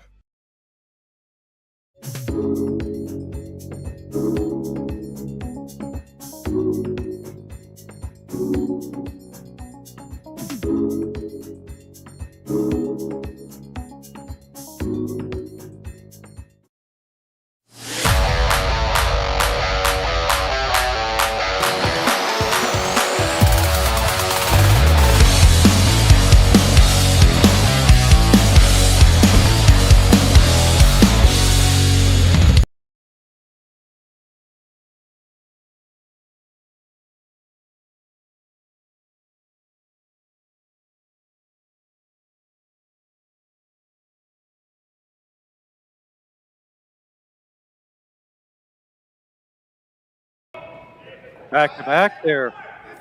And welcome back here. We're in end number 6 between Brad Gushue and Ryan Dunstone here at the quarterfinals of the 2024 RBC Dominion Securities Western Showdown here on Curling Stadium. Marty, Thompson, Dan Thompson, and the rest of the Curling Stadium crew as we've got a dandy shaping way here.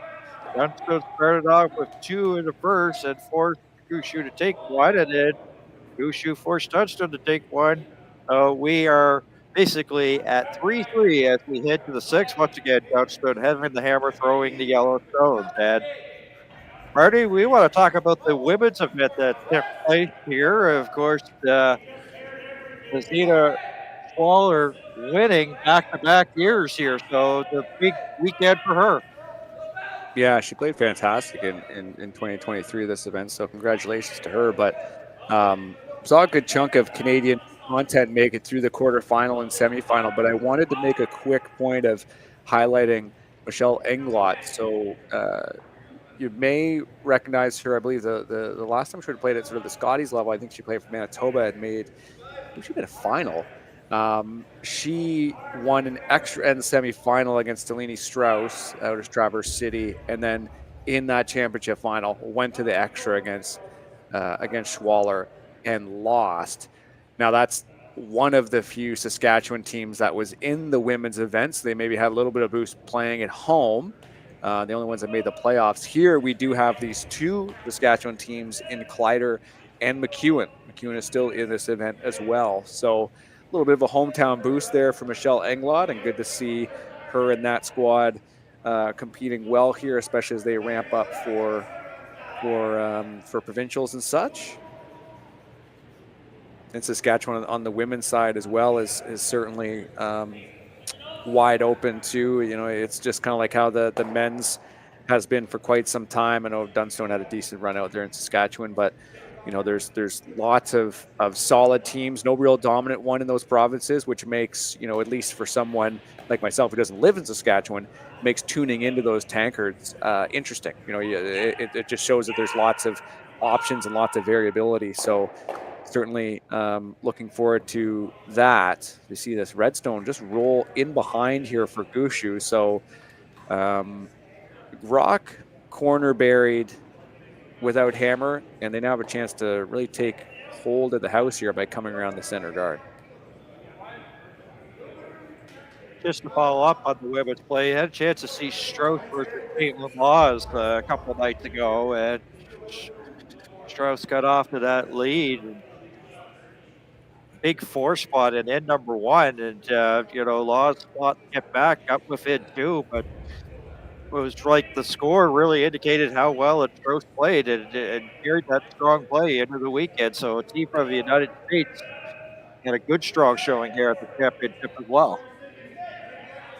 Yeah, certainly did. Certainly did. Well, this isn't looking to be a conservative end here, my friend Marty, as they're coming around that guard and will sit and look buried right underneath it.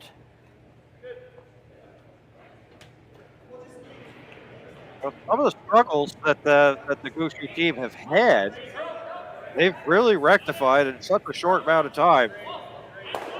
I haven't seen a lot of errors from them, so they are on their game today against the Dunstone team. Yeah, nice little wrap there from Botcher for sure. Dunstone really no choice but to go after this Yellowstone. A run back or appeal is good. Aiming for the run back, though, it looks like, with this line call. Well, you can tell with the yellow that they're close. There it is. Bang, bang. Once again, they're going to try to get that over just a bit more into the 8-foot area. And a little bit of debris cleaning to boot. Yeah, another rock or so, that would have been quite the shot for this Dunstone team heading into Vice Stones.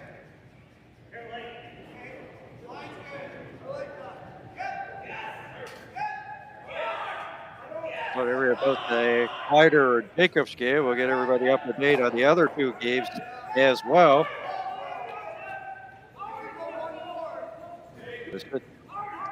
We're 3-3 here. Seems to be a common trend. It's 3-3 between McEwen and Pierce, as McEwen got 2 in the 5th that they play the 6th.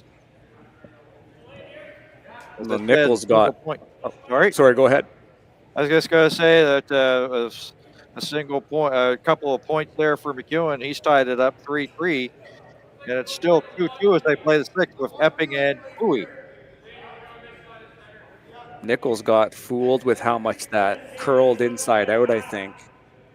And just wicking off that red is just really not the way you want to miss this. The call from Dunstone is to just split the house. Come around on this side. Be sitting to cross house as we see, Nichols and Gushue, they certainly won't shy away from trying to double these out. Now, this does not seem like it's a lot of weight. Yeah, they got both of their heads are down here. Trying to drag it as far as they can. Drag it into the 8 to line 2. Great sweep there. That's why you want to have the Brush brothers sweeping. That's, I bet Colin's feeling pretty good about being able to throw it to the two of them. Now, Gushue with this hit and roll, it is above tee, but you really got to be careful that you make this just about perfect. You've got to be at least maybe just behind tee, but still on the 4-foot. So crucial hit and roll here for Mark Nichols heading into Skip Stones.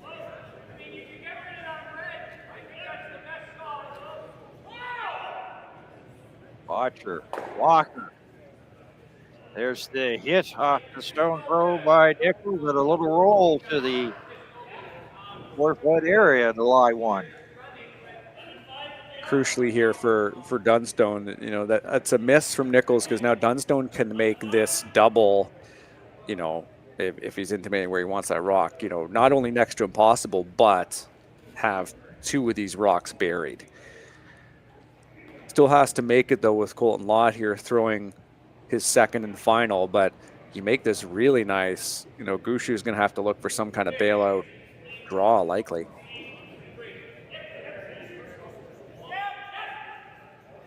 Well, they dragged the stone the last throw here. Not having to work as hard with this one. There's the hit. A roll to the side as the red Gushue stone goes to the back.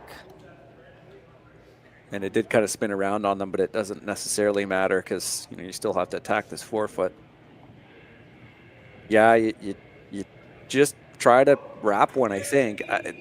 It's either that or you try to kind of throw some speed, but I think you really have to end up somewhere near this Yellowstone where Mark Nichols has his mount.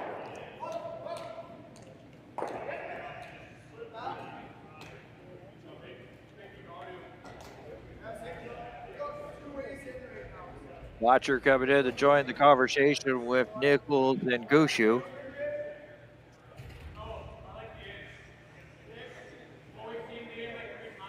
I mean, these are all top-level play callers. It's more about, here's what I'm thinking. If someone comes in, okay, if you thought about this, they could also do this, right? Maybe someone is thinking, that 4 or 5 steps ahead, and maybe they say, hey, have you thought about this potential outcome? So just where they just put the broom at the end, I think it's the corner freeze on this yellow. So shrink the scoring area for sure.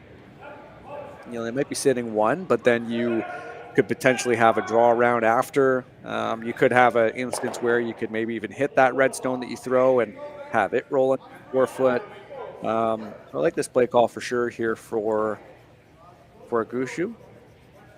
Put it in there and set yourself up later here for something on your last. Gushue calling for a little bit more ice from Mark Nichols as we're at the skip codes at number 6.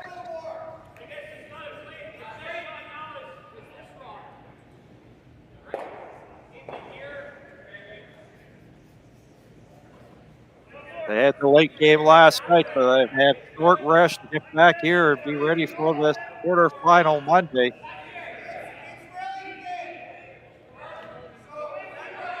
Walker, head down, try to drag it. Nichols joining the party as well.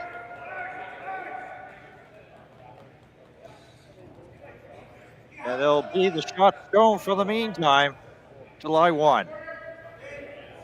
Yeah, that was a little wider than they thought. I'm curious if maybe can be weight sensitive too, right? Sometimes if you end up throwing something top 8 weight-ish or top 12, it'll curl a lot more than if you throw T or back 4. Unfortunately, just couldn't quite bring that one all the way over. Now, I guess the good news for Gushue is that in all likelihood here, we'll see Dunstone hit this red stone and roll wide. So Brad will have the same shot again. And in this case, he'll probably want to, in fact, wrap it again around these yellow stones. So at least get set up. You know what you potentially erred on there, and you can get set here as you watch Dunstone really try to attack here in the 6th end. They're in good shape.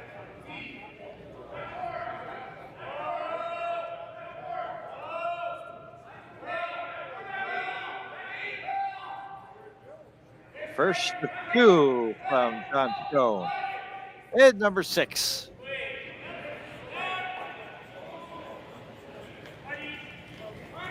The Manitoba tuck throwing style. You're going to get a good chunk of this red stone for sure. They'll punch it. Will they stick around? They will be back 12. That's excellent weight for Matt Dunstone. Again, like I said, that really soft, that board weight. You're feeling good throwing it to the Brush brothers too. They can control it. That's just about perfect, right? Big roll, and you're fully buried. And you have Mark Nichols and Brad Gushue determining if they want to actually attack these other ones. The 2 yellows here. Already just wrap around. I don't think they're going to corner freeze on it. So they're going to draw into those yellows, and hopefully if you make that just right, you're sort of frozen on top of the yellow, you just give Dunstone 2. They must think that, trying to draw around these yellows is not advantageous. The 2 yellows here, the guard and then the rock there, top 8. It's curling, but maybe not as much as it would be, for example, on arena ice if we're watching, a big event in an arena. So this seems like the safer call. Just come right to these yellows, and then hopefully you just plant this on, and then you give Dunstone 2.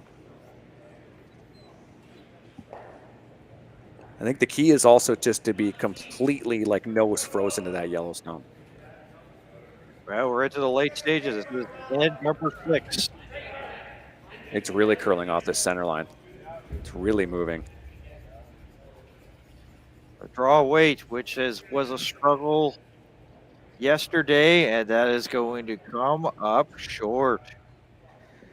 Yeah, unknown. It just it was moving so quickly there. It's the pictures, I know it's not exactly the clearest, but you can certainly make out the center line, and And yeah, it just started to boogie right off the center line pretty early in the trajectory. That's not good news if you're a Gushue fan watching this, as we have Matt Dunstone with the draw. You only have to be full 12 to get 4 points here in the sixth end.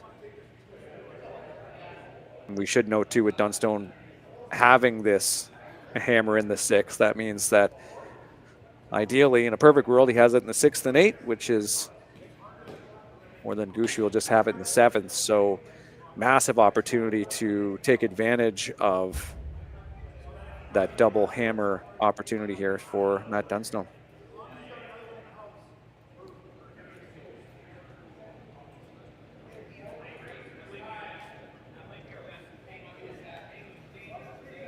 He had the hammer at number 1, and he put up a crooked number. He's looking to put up a crooked number times 2. A shot for 4 from Dunstone. Final stone in 6.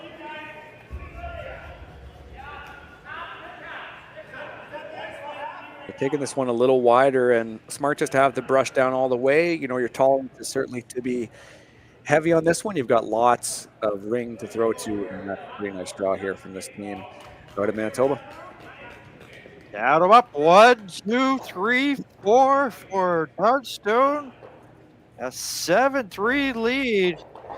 Gushue to have the hammer in the 7th, and we'll be back here in fifth third after these words. We asked Saskatchewan what they know about 5G. More speed, more innovation. It's going to make our lives a whole heck of a lot easier. This is what 5G looks like. Better, faster. Sounds like one more G. Sounds pretty good. I don't know what it means. All you really need to know is the future of 5G is here and will continue improving through investments in network technology.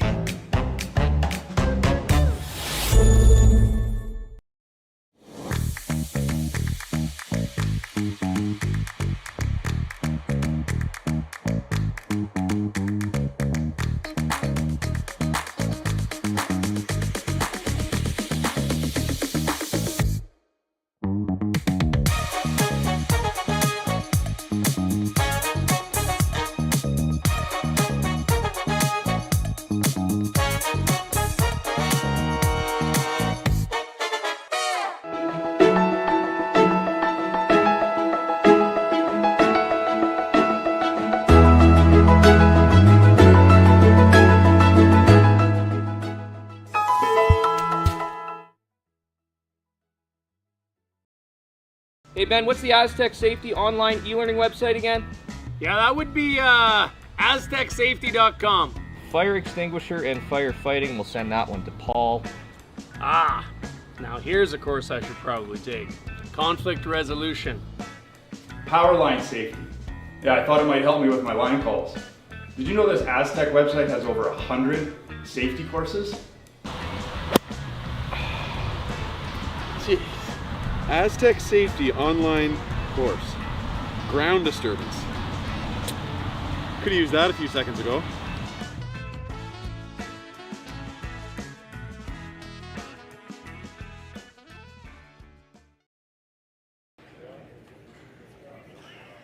Shot of the crowd on hand that's here at Swift Current, Saskatchewan. They've had a chance to see some great curling. Let's take a look at the scores. As I said, 7-3 right now is our matchup. Leiter and Jacobs 5-3 as they are now just throwing the final stone here is Team Kleider in end number 6. So just having that as my update game on the big screen here. And the broadcast location, and Pierce with a 4-3 lead over McEwen. And Epic and Cooey are tied at 2. As we are back here, this is end number 7. With Jacob, with Brad Gushue and Ryan Dunstone, and Dunstone with a big 4 in that 6 bid. So Gushue has the hammer, throwing the red stones here in end number 7. And Marty, one of the things that I had a chance to like in the Hoybrook game yesterday, he got off to that good 4-0 lead, but There sometimes you can just sort of see that the draw weight, he's been a little bit light a couple of times, and even our broadcast colleague Jim Nick said the same thing in the game last night when he had the call. So, and all of a sudden, it just seems to be with this field, if you make even a half mistake, it could be really big. Yeah, it's interesting when you miss. Brad Gushue misses so few shots that it's funny when you kind of catch any kind of pattern. They seem to be quite disparate, or certainly not based on the athlete or conditions or something. Yeah, something to watch out for. It could be anything. Could be mechanical, whatever, ice, rock, whatever. I guess he was throwing inside out. That might have been different. That they might have been fooled by that path, but obviously we had the sweepers there on that pretty early. So yeah, I mean that's an astute observation to have be brought forward, and especially as it sort of comes around in the playoffs again. So something to watch for here in the 7th, because you would ideally, if you're Brad Gushue, have a draw for a couple points at the end here to try to bring this game within reach. So something to keep in mind as we see a classic double shot here from Team Dunstone, wicking this guard off and having your shooter roll out. Might be a little too much. Oh, that's just about but they'll try to push that rock out there is Dunstone with the blue jacket here, scraping it towards the back and outside. That is just a fantastic shot. Again, something that's been ported over from the doubles game. You can have your shooter roll out, but you can move that stone that's in the playing area anywhere. And they put the rock there. I think the Reed Crothers that maybe called that area in the back, they called it the coffin corner.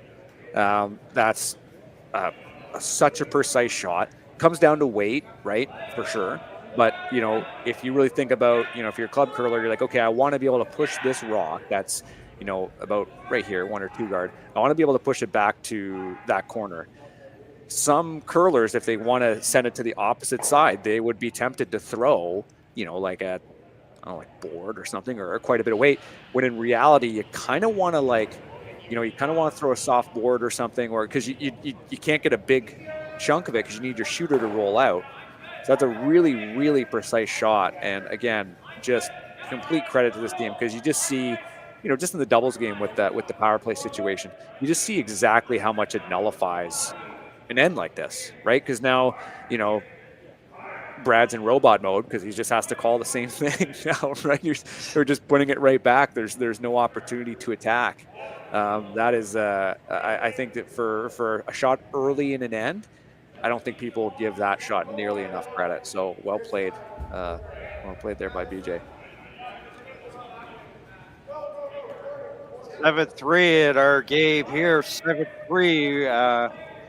Jacob over Kleider as they play the 7th. So the 7th are wild on this Monday morning here for Cliff Kirk.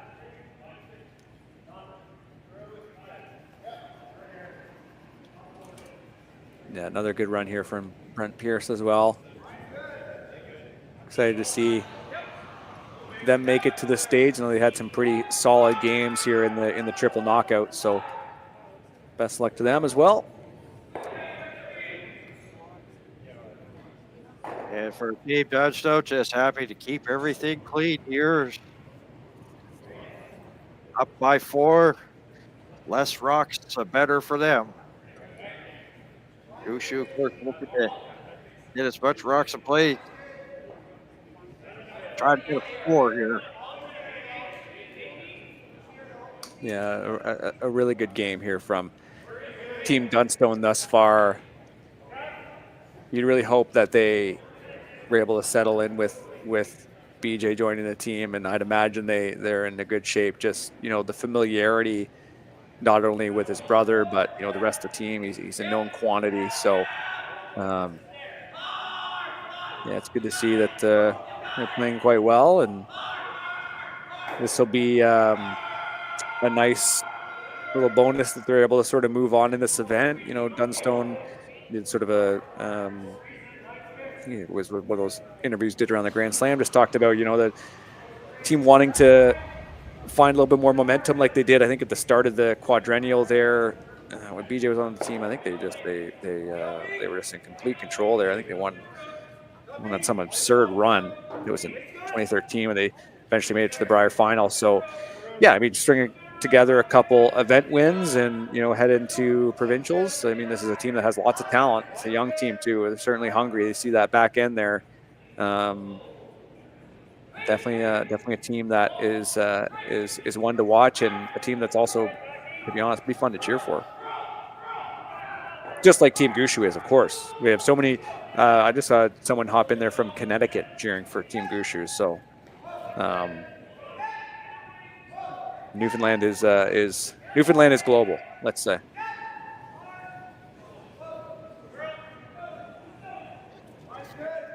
Got to go to the back 8.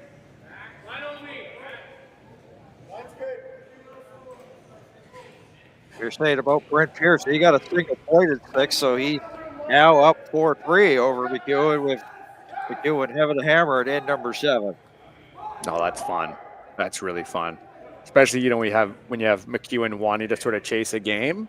That's just great viewing. Happy to bring you all these games here in this event. It's certainly a highlight. Those who like to watch curling, there's as mentioned, there's lots of good teams in this event, and one of the last times we're going to take a look at these teams before, as you mentioned too, how they will start to head into play down mode and provincials mode. Get one more slam, and then after that we're really gearing up. Big weight is going to skip code here at hit number 7. Nice little shot there from Matt. Shooter stays here to line 1, but Dunstone up by 4. Not really any of his worries, not much of his concern as of now.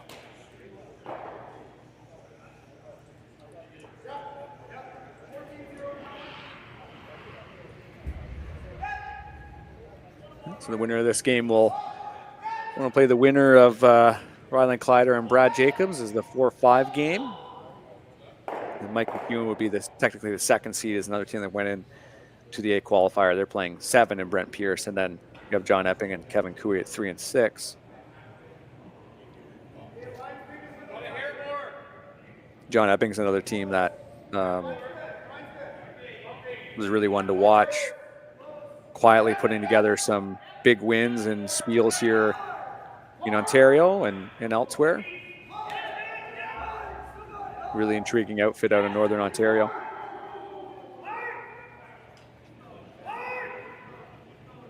Walker and Watcher pushing this as far as they can. It just wicked off that top 4. Over curled on them again a little bit. So yeah, I guess if you're Dunstone, you just want to hit, and maybe you kind of end up touching the 4-foot somewhere in there. At least make Brad shoot at this one.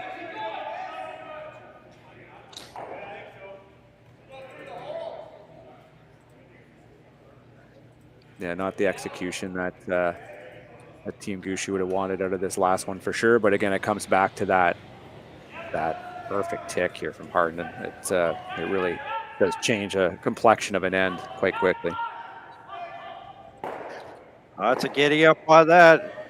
Goes the red Gushue Stone. Shooter goes as well. There's going to be handshakes that go around here as Dunstone defeats Gushue 7-3, and they won't play the 8th end. And Dunstone will move on. Yeah, I mean a well-played game here from Team Dunstone. Even that first end, they certainly had some decent momentum. They scored that 2-pointer, but yeah, they had lots of momentum. They played quite well, and you see Gushue with the round of applause there as they wrap up that game. But yeah, Dunstone, I think, rightful winners to move on in this game, and good luck to them in the semifinals. Well, folks, as I said, this is quarterfinal Monday, so there's 3 other matchups going on. Jacobs with the lead over Ryder there in the 7th.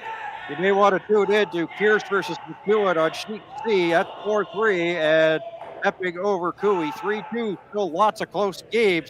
So you can feel free to use your YouTube and scroll on over to watch those. So, for my broadcast colleague Marty Thompson and the rest of the Curling Stadium crew, my name is Ned Hudson. Thank you for tuning in. You've been watching the quarterfinals of the 2024 RBC Dominion Securities Western Showdown from Swift Current, Saskatchewan. So long for now. Handcrafted in Canada, Hardline's Ice Pad has revolutionized curling for over a decade. Engineered with top-tier precision and durability, it is backed by an unmatched 10-year warranty. Designed for curlers at all levels to sweep effortlessly with maximum efficiency, it is trusted by the world's best curlers, including Olympic and world champions. It is quite simply the best broom in the game. Hardline. Join the revolution.